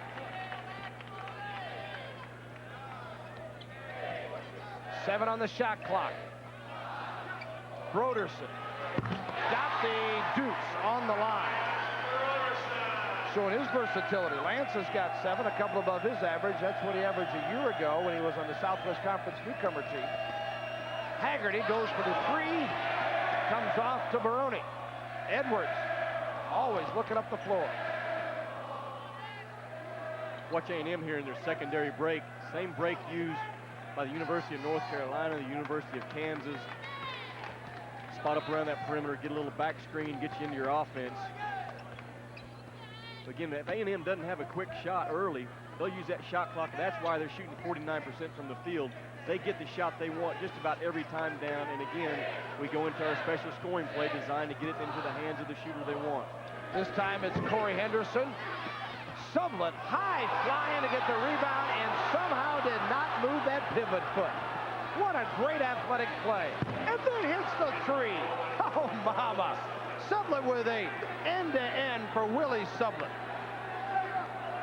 You know, one thing this A&M offense, Jimmy, has done, and they don't always play this way. With Baylor, you're really trying to control tempo. It's taking the crowd out of the game, though. The A&M crowd is as quiet as can be right now. Yeah, and that plays into Baylor's advantage because this place is rocking. There's 3,000 or 4,000 people in here. This place really gets hot. Foul called underneath, away from the basketball on Baylor, and Sublett gets his 5th foul. He will join Hamilton on the bench now as Sublett leaves with 8 points tonight and a couple of rebounds. But just the same, quite an effort for Sublett. 5 below his average, just the same, a big night for him. He made some great plays. He's a tough competitor. You see the shot right here by A&M. Willie Sublett goes up and snatches it. Watch his left foot right there. He kept it still and then put the ball on the floor before he got up. That's an experienced play by Willie Sublett. Then comes down and knocks the bottom out of it. He takes a seat after he had a season-high 24 in Rice against Rice in the last outing. Unable to get in double figures tonight. Broderson to the hole. He draws a foul on Lambert. So with 9:28 to go, 63-56 our score. The question becomes, can Baylor hang in? So there's nothing really pretty about Lance Broderson's game. He catches it up there and takes 2 or 3 hard dribbles, and he's falling as he shoots it. But that's just the kind of guy he is. He's not a finesse guy at all. You can tell just by looking at him, finesse is not part of his game. He plays like his hair all over the place. Yeah, that's right. Yeah. Great effort for the big fella, though. Henderson comes out as McGinnis back in. He wants to be a poet. Lance Broderson has aspirations of being a writer and a poet when he's through with his basketball career. I like to read some of his stuff. The way he plays, he doesn't seem like he's a real delicate person, though. Brandt, no delicacy there either, as he bangs his way to the hole, gets the bucket and the foul. I keep bragging on Doug Brandt. He's had some good looks tonight and just hasn't converted this time. You watch him come into the play right here, boom, 2-hand rebound, takes it up strong and gets it to go down. What Doug Brandt needs is about 5 or 6 straight months in the weight room because he's slight of built, very athletic. He just needs additional strength. Gets the 3-point play. And it's 65-59. Again, Baylor back within 6 as they were at the half. Broderson, Brandt with a rebound, Edwards with a steal. McGinnis had to save the wild one. Edwards with 11 assists tonight, misses the tray, knocked out of bounds. But David Edwards with the 11 assists tonight, 213 for his career, a new A&M record.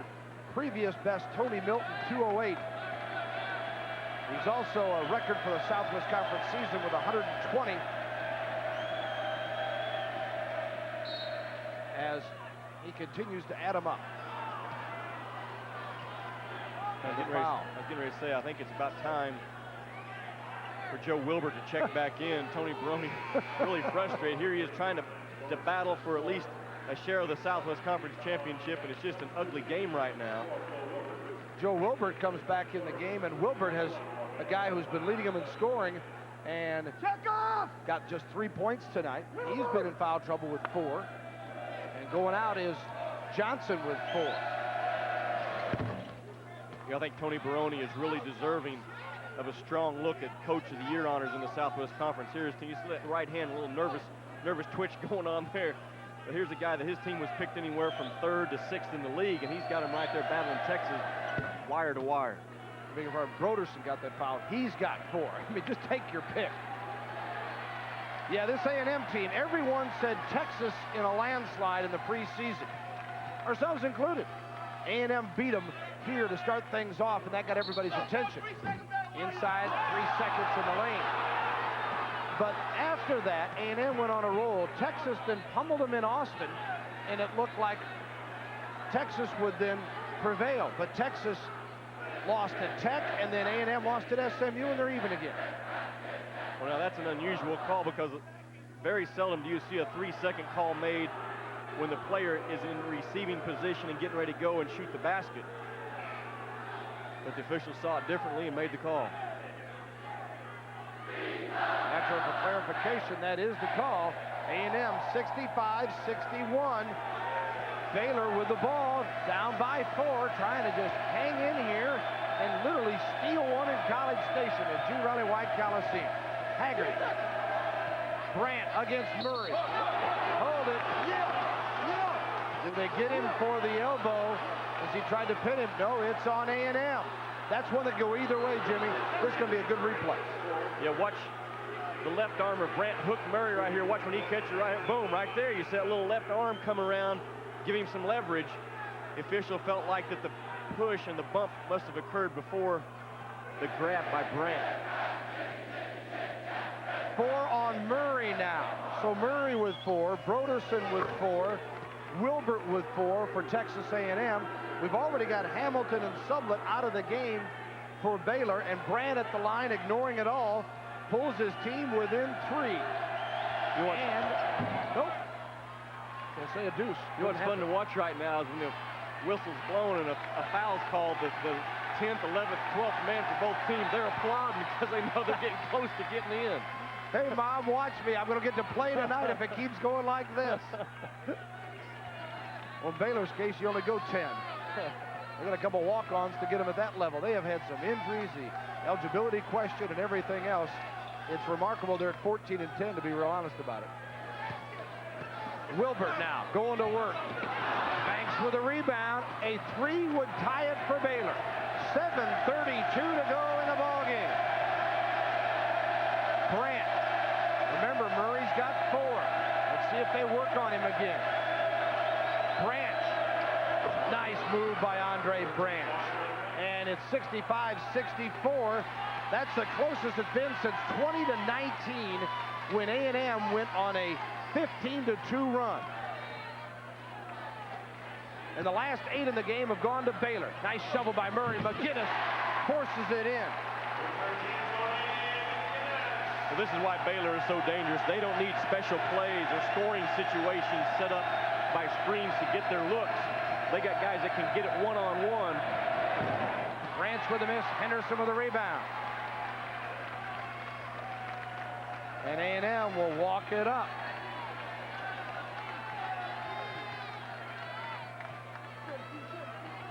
Murray.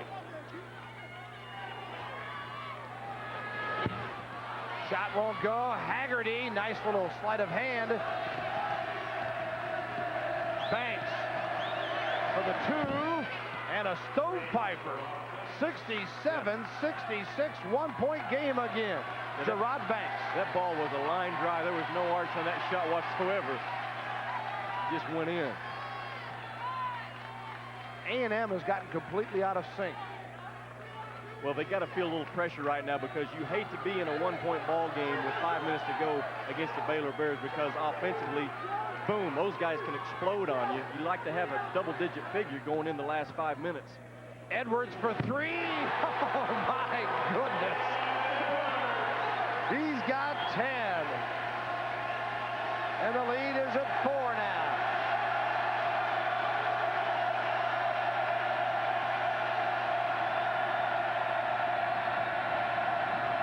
Well, it's the one-on-one defense that A&M has got to pitch it up with right now, because that's where they're getting beat. Not any plays run by Baylor right now. They're just getting the ball to offensive players and letting them go to work.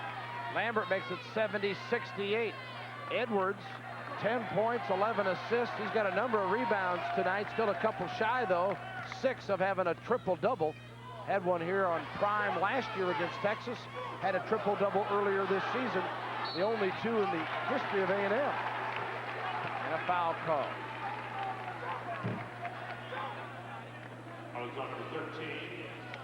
Harold Johnson seeing his club come so close. Just can't quite get over the hump here. And Murray at the line with the foul called on Baylor's Andre Branch, just his second. That's the best news Daryl's had the whole half. Daryl Johnson is really kind of laid back over there. His coaching style on the bench. His kids understand the style he wants, and I credit Daryl Johnson, because they went into Texas and ran up and down the floor with them, and he told us that night, he said, that's my style, and that's what I'll either win with or lose with, and I want my kids to understand that's the future of Baylor basketball, and I give him a lot of credit for having that type of demeanor. They won with that style at the Irwin Center last year. You see that? 2 players were off the floor before the timeout was ever called, taking a seat. Oh, it has been interesting. Stay with us. Only a 2-point lead for A&M with 4:39 to go. Push it, pass it, drive it home. The nation's top conferences step onto the ice for non-stop board-banging excitement. Chill out with Prime's College Hockey Game of the Week. Maine and New Hampshire, live Friday night at 6 Central on PSN. I'll take the Sevilla Archrocker 382. First, just let me slip on this little beauty. Don't bother. Consumer Reports rated this one highest in shock absorption and support. Consumer Reports. It's the magazine that arms you with brand names, model numbers, facts, and figures to make smart buys every day. So you... 2 with 4:39 to go in the ball game. A game that A&M seemed to be in control throughout after a back-and-forth early going. They led by 13-6 at the half, and then in the second half, after getting up by 9, it's down to just 2, Jimmy. Well, there's a good look at David Edwards. He's one of the top contenders right now for the Francis Pomeroy Naismith Award, the award given annually to the top college basketball player 6 feet and under. You look at he and guys like Travis Ford and Greg Brown from New Mexico and Dormus Benderman from Siena, Anthony Bean from Kansas State. David Edwards certainly has a lot on his side right now. You talk about an argument for a guy gotten it done. He's done it. 11 points. For the 10 points, 11 assists, 4 steals, 4 on the shot clock. Henderson cannot hit it. Chased down. And Baylor with a basketball. They could take the lead on a 3. What will they do? Haggerty looking to Lambert. Wilbert's in there with 4 fouls on him. Lambert couldn't make the somewhat you think easy, but it was contested. Meyer Wilbert had the courage to go after it as this one comes right to us. Knocked out of bounds, back to A&M. And a timeout is called. We'll take a brief break, I think. Yes, it all fits, doesn't it? We'll be back. Hang with us, folks. We'll figure this thing out.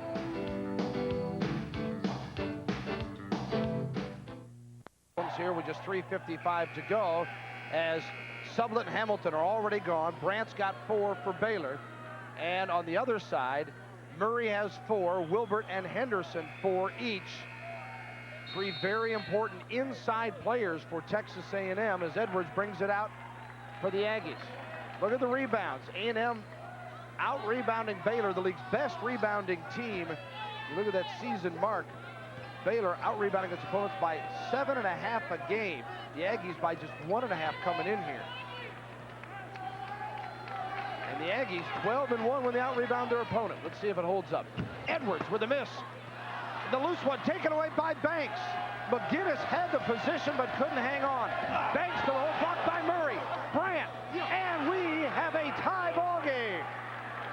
70-70. McGinnis holds it up. First tie since 17 all. And Baylor has caught A&M. Just the third tie tonight. Murray, air ball, caught by Baylor. And here's Banks. Remember, folks, this is a A&M team that is playing for a league championship, tied with Texas at 10-2 with 2 games to go, counting this one. Must-win situation for the Aggies, and the steal by Edwards after Brandt dropped it. Over Haggerty, blocked by Branch. Wilbert, and taken away inside by Branch again. Haggerty to Banks. He goes to the hole. Hold everything. Oh my goodness, 2:28 remaining, and a foul on the Aggies. It's on Edwards. Let's go back a moment ago on the block. You watch Andre Branch. He's not known as a shot blocker, but you watch this young man get up and rise. Oh. And talk about a rejection. Yes.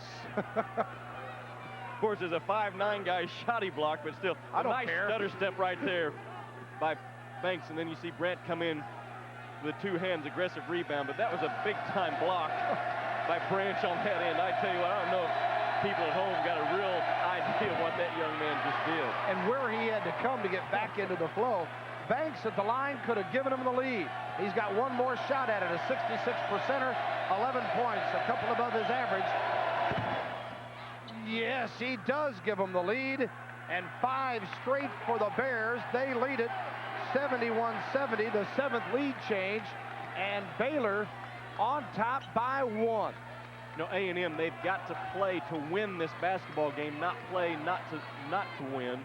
And typically that last shot by Murray was an air ball. There he gets this one down, but they've got to stay aggressive and act like they lead the conference. They're not in 7th or 8th place. Yeah, they played not to lose up at SMU, and Tony Barone afraid they were going to play that way here. They started out very aggressive. Inside, another foul called on the Aggies. And Jimmy, I really believe the offense here in the second half, where they have pounded that clock for 15 seconds every time, has taken away almost all of their aggressiveness, and it's hard to flip that switch back on. Yeah, you can't flip that thing off and on, but you've got to certainly control the tempo against Baylor, but you got to make sure from a coaching standpoint that you walk that fine line and don't lose your aggressiveness. And you're exactly right. A&M right now is very tentative on the offensive end. They're not attacking. They're not crashing those boards hard, and that's the same problem they had at SMU. Brandt will go to the line with 11 points and 5 boards. He had 12 points against A&M in the first meeting in Waco. As you see Murray fouling out. So Murray is gone after that foul, and Brandt can't hit. All 12 of his points in the first meeting between these two came from the line when he hit 12 of 14. Baylor tonight is 17 of 26 from the free throw line. 18 of 27, and we're tied again at 72 with 1:50 to go. All that Baylor could hope for, and exactly what A&M did not want. Edwards hit that big jumper a moment or two ago. Comes back out with 16 on the shot clock.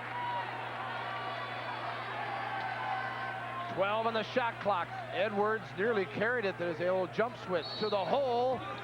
And it'll count. He's fouled.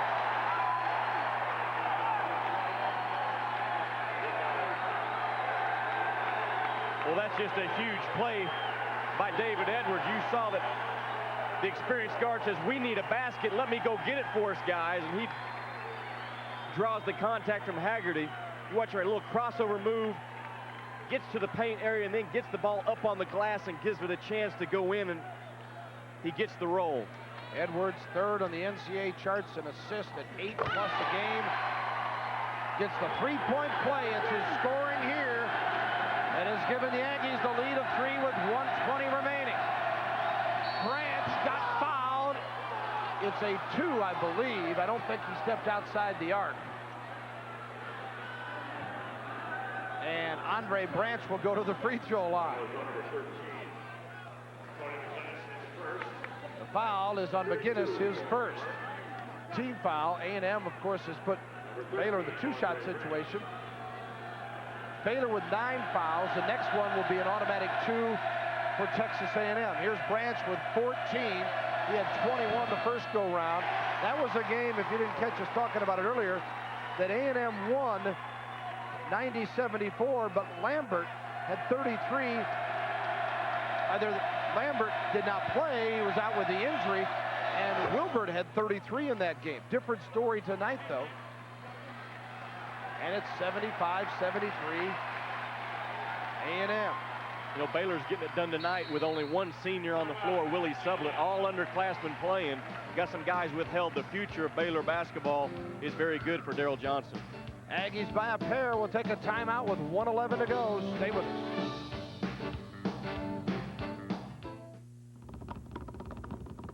I mean, I don't know if it's psychological, but power bars give me the energy. They give me the energy, the stamina, and the explosion. A power bar definitely gives me an extra edge. For energy, the world's best athletes use power bar. We spent 3 years developing a power bar. My husband was a serious marathon racer. Top athletes rely on power bars for sustained energy, and so do lots of other people who make health and optimum performance part of their life. There's no zone like the Snow Zone, a dimension of sports for frostbitten folks of all ages who love going up and getting down on the hottest slopes in the world. Whether you're a snow bunny or a downhill daredevil, the Snow Zone is the show for you, with everything including ski tips, hot travel spots, and getting vertical with the pros. The Snow Zone will chill you and thrill you. The Snow Zone, all cold and flu season on PSN. This telecast is authorized under rights granted and applied by the Southwest Conference, and Texas A&M University is not intended for the commercial use of our viewing audience. Any reproduction, rebroadcast, retransmission, or other use of this telecast without the express written consent of Prime, the Southwest Conference, and Texas A&M University is prohibited. Bill Land and Jimmy Dykes with you here on Prime. 2-point game, A&M by a pair. What a finish. What a ball game. This thing has been anything but pretty, but it has been exciting, it has been interesting, and an absolute tug-of-war down to the end. Broderson with it for the Aggies. They lead it by 2. Shot clock at 21. You're looking at the game clock. About 40 seconds differential there. Clear for Edwards again, Jimmy? Well, certainly it's going to start with him off some penetration. You got a spotted up three-point shooter, but they go inside. And I like the move. Wilbert. Yeah, that's smart. They come back to Joe Wilbert, who's kind of the hometown guy out of Bryan, Texas. College Station Bryan connected here, and went to Tyler Junior College, one of the top 5 JUCOs in Texas rated last year, where he averaged 19 points and 9 boards a game. And Daryl Johnson looks on. He's got 3 timeouts to go, so that's in his favor. A&M with just 1, and looks at Wilbert at the line, who's a 67% free throw shooter. And they got him in foul trouble to put the clamps on him early tonight. I like the play Tony Barone drew up during the timeout situation. He had Henderson spotted up at the three-point stripe, the ball in the hands of David Edwards, and let him decide, do I take it to the three-point shooter or bring it back inside to Wilbert, and he made the right decision.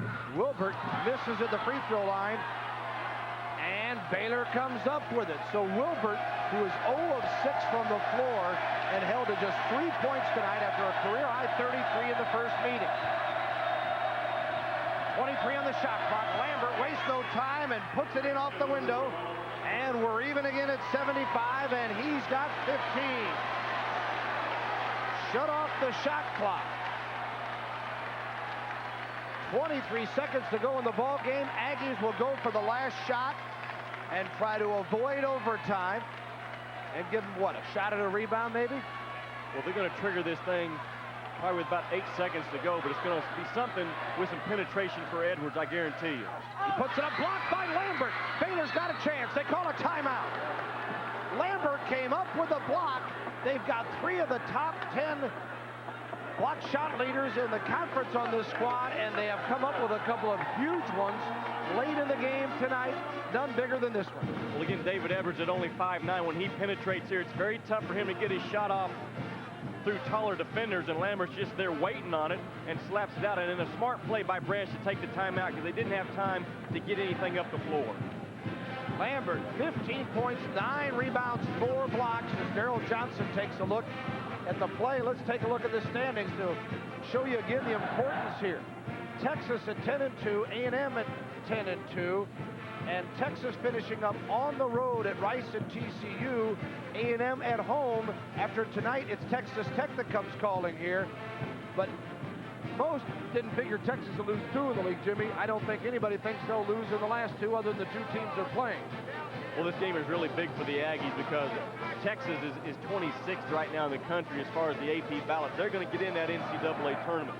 I don't think they're probably going to lose many more basketball games in this Southwest Conference and on into the tournament. But A&M now, on the other hand, I really feel like they needed to win out in the conference and at least get to the finals.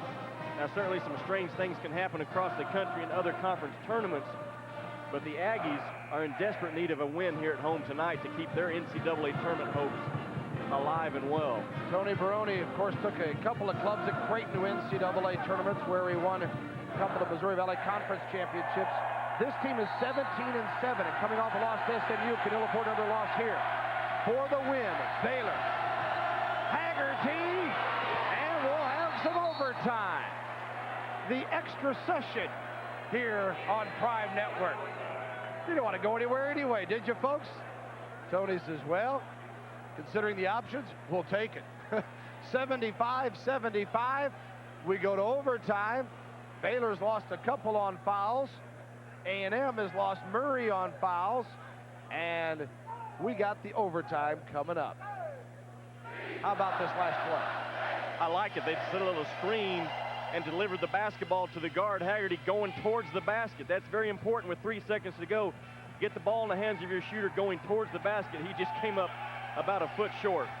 Watch him right here. He takes it in. Nice job by Texas A&M of not fouling the shot. If you're going to get beat on close to a three-point shot, you just get beat. But at any surprised that Haggerty is the man that got the shot. You credit A&M defensively there? Well, they took away the shooters in Branch, so there was really no other option but to get it to Haggerty and let him take it down. They didn't have enough time for him to penetrate and kick it off to a shooter, so therefore he was forced to take it. I guess if you're Daryl Johnson, your thought was, guys, let's get a shot. The worst thing that could happen to us in that situation is if we don't get a chance. He got a chance, and albeit not a great one, they get the extra chance now with overtime. Yeah, you know what's really overlooked a lot of times in situations like that is the importance of just getting the ball in bounds, because A&M applied the full court pressure. And more important than anything, you've got to get it in. And they had a nice play set up to get the ball in bounds and at least give them a look. How have these teams done in overtime? A&M back on December 6th won in a double overtime, 102-95 over Montana State here. On the other hand, Baylor has lost an overtime at Rice 96-88, and at Houston back on just the 19th of February, they lost 87-82 in overtime. Take a look at some other numbers here. Field goal defense. You see these two teams are even, both holding their opponents at 42%. What's interesting there is the difference in styles. Baylor's opponents have shot over 400 more shots than A&M's opponents. Now here's tonight. Again, very, very close. And that's why we're in this overtime here with a tied at 75. Broderson. He cans the deuce, and it's 77-75. 11 for Lance Broderson. He had 4 in the first meeting. Lambert to Haggerty. Brandt against Broderson. On his back, no call. Broderson clears. Good effort by Broderson just to maintain the position there, Jimmy. Yeah, sure was. And Broderson is that kind of guy. He's just always kind of in the way out there, right place at the right time. Doug Brandt really struggling, 3 for 12 from the field, and he's gotten several close attempts tonight. He's not been able to complete the play. 77-75 A&M, 15 on the shot clock, 3:44 in overtime remaining. Wilbert on a beautiful pass. Lambert thought he had all ball, but a foul is called. And let's see which way they go. It's on Lambert, his third. Nice entry pass inside to Wilbert when he takes it up strong with 2 hands. He's going to draw the contact, and that's important. Wilbert would have had that shot blocked had he not turned and powered it to the basket with two hands. When you come over there for to block it, you're going to draw some contact, and Joe Wilbert, that's an experienced inside play. So Wilbert struggled ever since that injury against TCU. Against SMU, Wilbert had a rough outing, particularly shooting. The ball club overall really struggled against SMU, shooting just 37-36%. And Wilbert struggling tonight again with a miss at the line. And A&M is now 20 of 28 from the free throw line. Joe Wilbert asked me to say hi to Roy Thomas and the guys at Tyler, Texas right now watching the basketball game. You know the people in Tyler are saying, man, you got to make some free throws. Joe, you got to step up and hit him. Thomas, boy, he's some coach. Haggerty out of bounds. Last touch by Baylor. Daryl Johnson wondering what's it going to take. Come on, guys, hang in there. We see the breakdown of the defense again. Off dribble penetration by Baylor, but then a bad pass threw it at a big guy's knees. You got to give it to him where he can receive it and do something with it. See Baylor with a turnover situation. Has been a problem. Wilbert kicks it back to Edwards. 18 on the shot clock. He's trying to draw the foul. Loose one off. Broderson is there. Boy, nice job by Lance Broderson tonight. 8 on the shot clock. The fans let Edwards know it. Don't worry, he'll create something. Wait a minute, lost it. Last touch by Branch. Good call. 3 on the shot clock for Baroni's boys. Well, the question is, did the shot draw iron? If it did, the shot clock should have been reset. That's what they're arguing about right now. Discussing. Tony says, no argument, Bill. You got to be kidding me.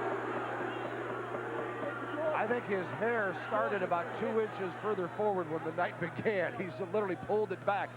On the inbounds, McGinnis and a foul. And there was a bang-bang play. It will go against Baylor. And it's on Lambert, his 4th. Well, the toughest call to make in college basketball, that block charge, and here, again, it pops up in the extra session. Oh, I don't know. Looked to me like the defender was set. Apparently, the foul was not on Haggerty. The foul was on Lambert, who was to the side, Jimmy. Okay, well, then they got that's the right call. They made the foul on Lambert. He gave a little push. Top, and then the charge occurred after the first foul. Proper call. McGinnis has got 15. It's a 3-point lead. 2:46 to go in overtime, and the Aggies, after Wilbert missing his last 5 free throws, McGinnis hits them. It's a 4-point lead. Baylor's not scored in the overtime. Branch got it blocked by McGinnis. Here comes Edwards and crew. Tony Baroni almost personally came out and pulled Edwards back out toward the timeline. He says, all right, now get in your motion, guys. That motion will consist with this dribble rule anymore. Why get in motion? Well, that's unless you're really looking to score right now. That's right, but that's the decision Tony Baroni and his staff have made coming into this game tonight, because they had the momentum, the crowd was into it, and they elected to back the thing out. Here's the charge. You wonder, why did they back it out? Because of plays like that, apparently. So the charge is called on Wilbert, and he is gone with his 5th foul. You know, just not a smart play at all by Wilbert. Very difficult to drive the basketball from the perimeter, a big guy I'm talking about, and get it to the paint area, and Joe Wilbert sets down with not one of his better performances on the year. Wilbert just 3 points. He's been averaging 18 a game in league play, 15 a game overall. Johnson will replace him. The crowd giving Damon a big hand as he comes in.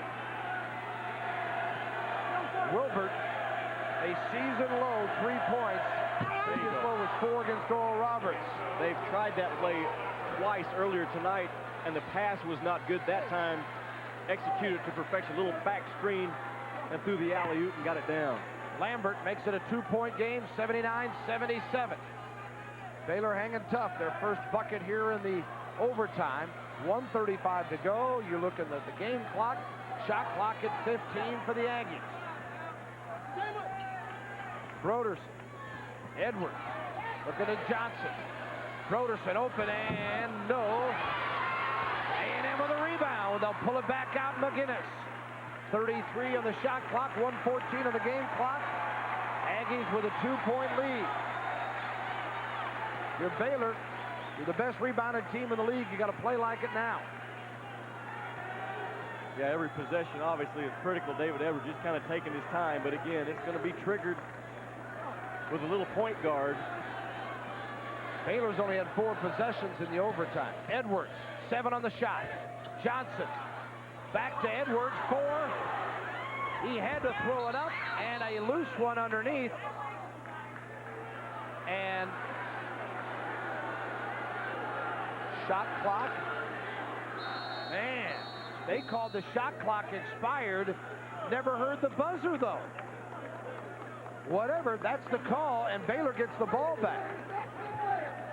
So a timeout called with it 79-77 A&M. Did you hear the buzzer? I didn't hear the buzzer, but he had to shoot it.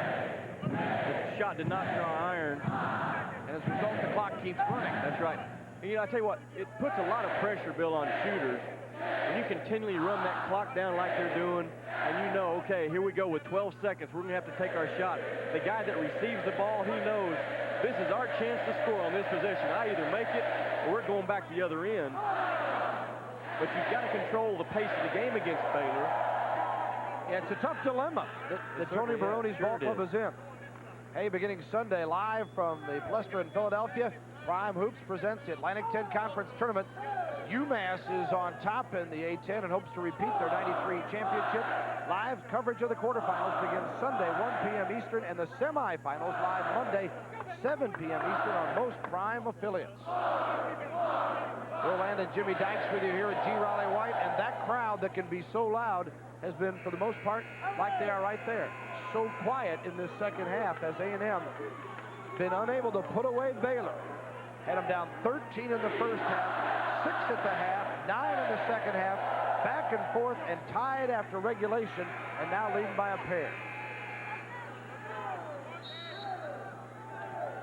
You know, Baylor could come up and take a quick shot with 8 seconds differential in the shot clock and the game shot, knowing that they'll then at least get another possession back, and they go right at it. Lambert with a miss. Broderson, great effort on the backboards.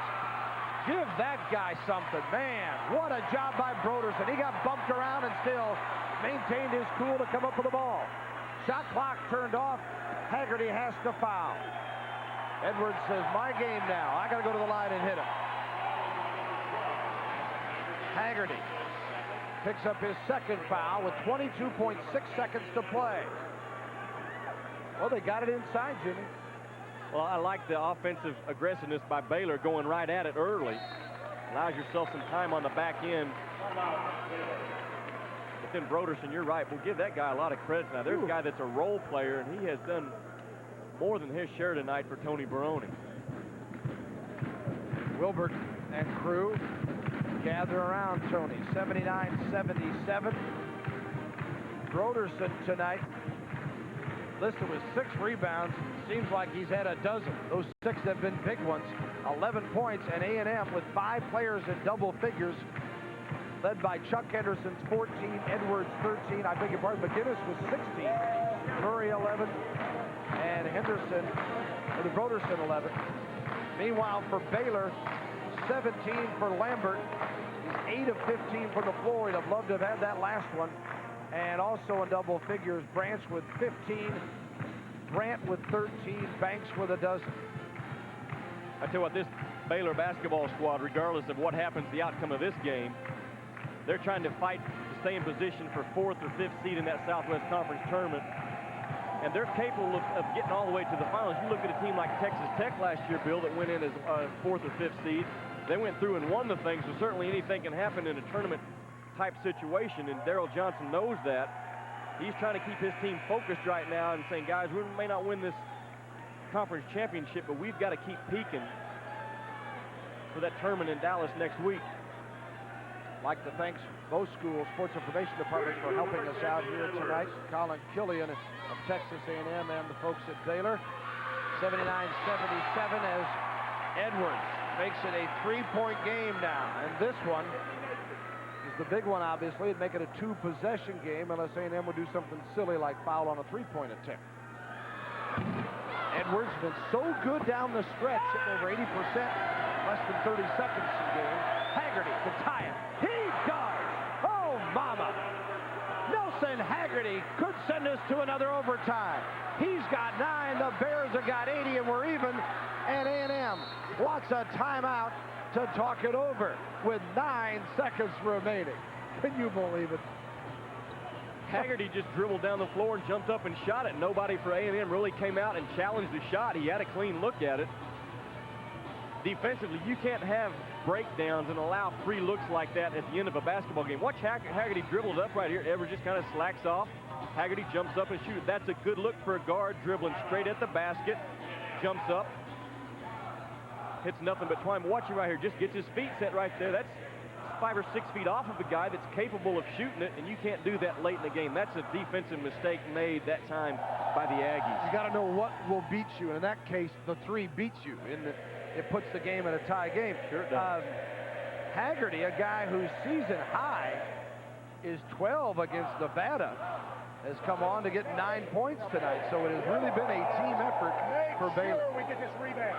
And we were talking about the tournament. Let's take a look at the Associated Press Top 25. You'll see that Arkansas at the top slot, the Big Eight's Missouri at number 6, trying to go unbeaten in the Big 8 Conference. And down the line, Arizona, Purdue, Louisville, UMass, Temple, Kansas out of the Big 8, Syracuse 14. And then the rest of the bunch, UCLA, St. Louis, boy, Charlie Spoonhour's done some job. Indiana, Minnesota, Florida, Cal, Oklahoma State. And then 26 Texas receiving those votes. And like Jimmy says, they're probably in, barring a collapse. A&M needs to win. Here they go. Win the game. Most important thing Daryl Johnson said was get the rebound. Edwards missed. Tie up.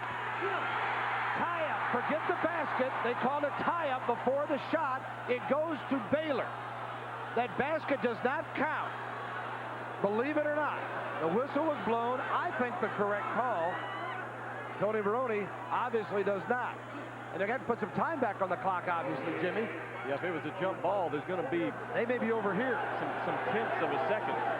But during the timeout, Daryl Johnson instructed his guys, when the shot goes, we've got to get the rebound. More times than not, it's who wins the battle of the boards during that last 2 or 3 seconds that ultimately wins the game. Again, they went to Edwards going down the stretch. Let's take a brief break. We'll come back. Apparently, we're going to triple overtime. They say time expired. No time going back on the clock. Stay with us on Prime.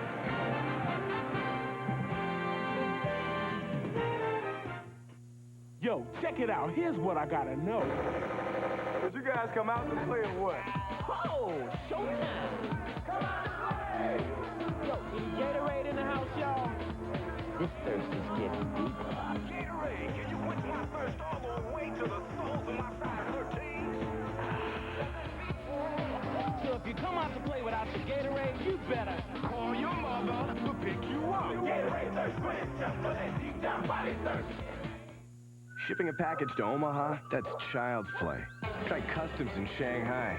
Try Czech or Slovakia, the 400 dialects of India. That demands local know-how. DHL. We'll take it from here.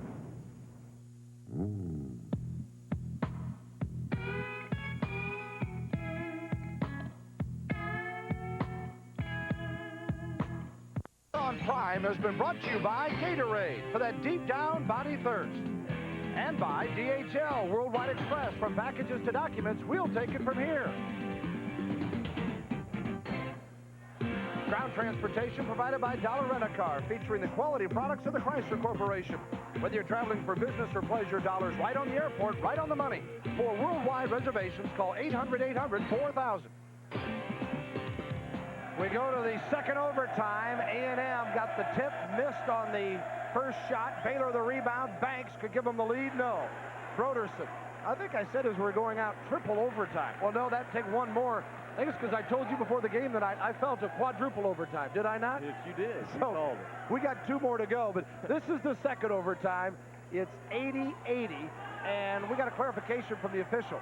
When he called jump ball, he went to the scorer's table, and they said the clock The time had been expired, so he said, we go to the overtime. He said, I don't need to look at the television replay unless they don't know. So that was the decision there.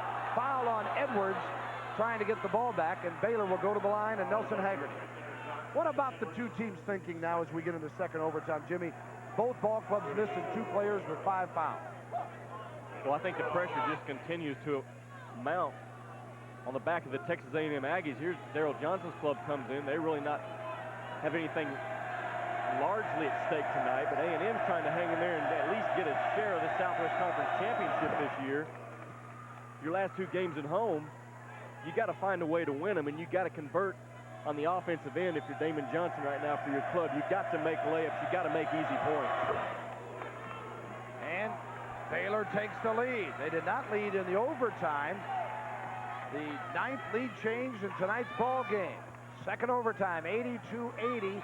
Baylor. Johnson. Can't get it to go. Here's Haggerty. Edwards all over him, creating havoc. Banks. Back door. Beautiful pass and a hammer foul. Lambert goes to the line. Broderson got in. And Baylor playing the same way. They're not looking for the 2-point lead. Daryl Johnson, as you mentioned, he's established his style. You don't need to scout this club. You know what they're going to do. Yeah, they stay aggressive right here. They scramble on the floor back at half court to come up with a loose ball, and then they stay aggressive and attack that A&M defense. There's a young man right there that gave outstanding effort tonight for Tony Barone, Lance Broderson. He fouls out with 11. Earlier, Wilbert fouled out with 3, and Murray fouled out with 11. So 3 key big players gone for Tony Barone. And at the line is Lambert, who has 18 points, 10 rebounds, and 4 block shots tonight. One of those blocks helped get this thing into overtime as he swatted away an Edwards shot at the end of regulation in which A&M had a chance to win. And then Baylor went down and missed the shot at the end of regulation to get it into overtime. Lambert misses here, and it's 83-80. 3:36 to go in double OT. Baylor is without Sublett and Hamilton, who fouled out a long time ago. Edwards cranks the 3,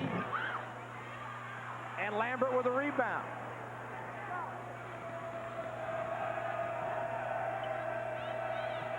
Haggerty gives it up. 3:15 to go in double overtime. Baylor by 3. Brand inside. He got fouled, and the bucket will count. 85-80. Well, there's my guy, Doug Brandt, right here. You watch him. All he does, he just hangs in there and keeps playing. For 45, 50 minutes, he just hangs in there and finds a way to get things done.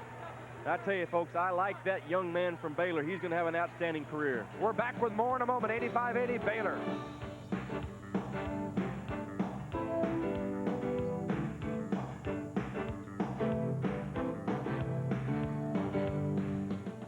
Maybe we can talk all night, wherever you go, whatever you do. Hi, if your favorite kind of music is soft rock, then you should hear this new album called Lost in Love. It's a new 4-record collection that has 36 of the best soft rock hits performed by the original artists.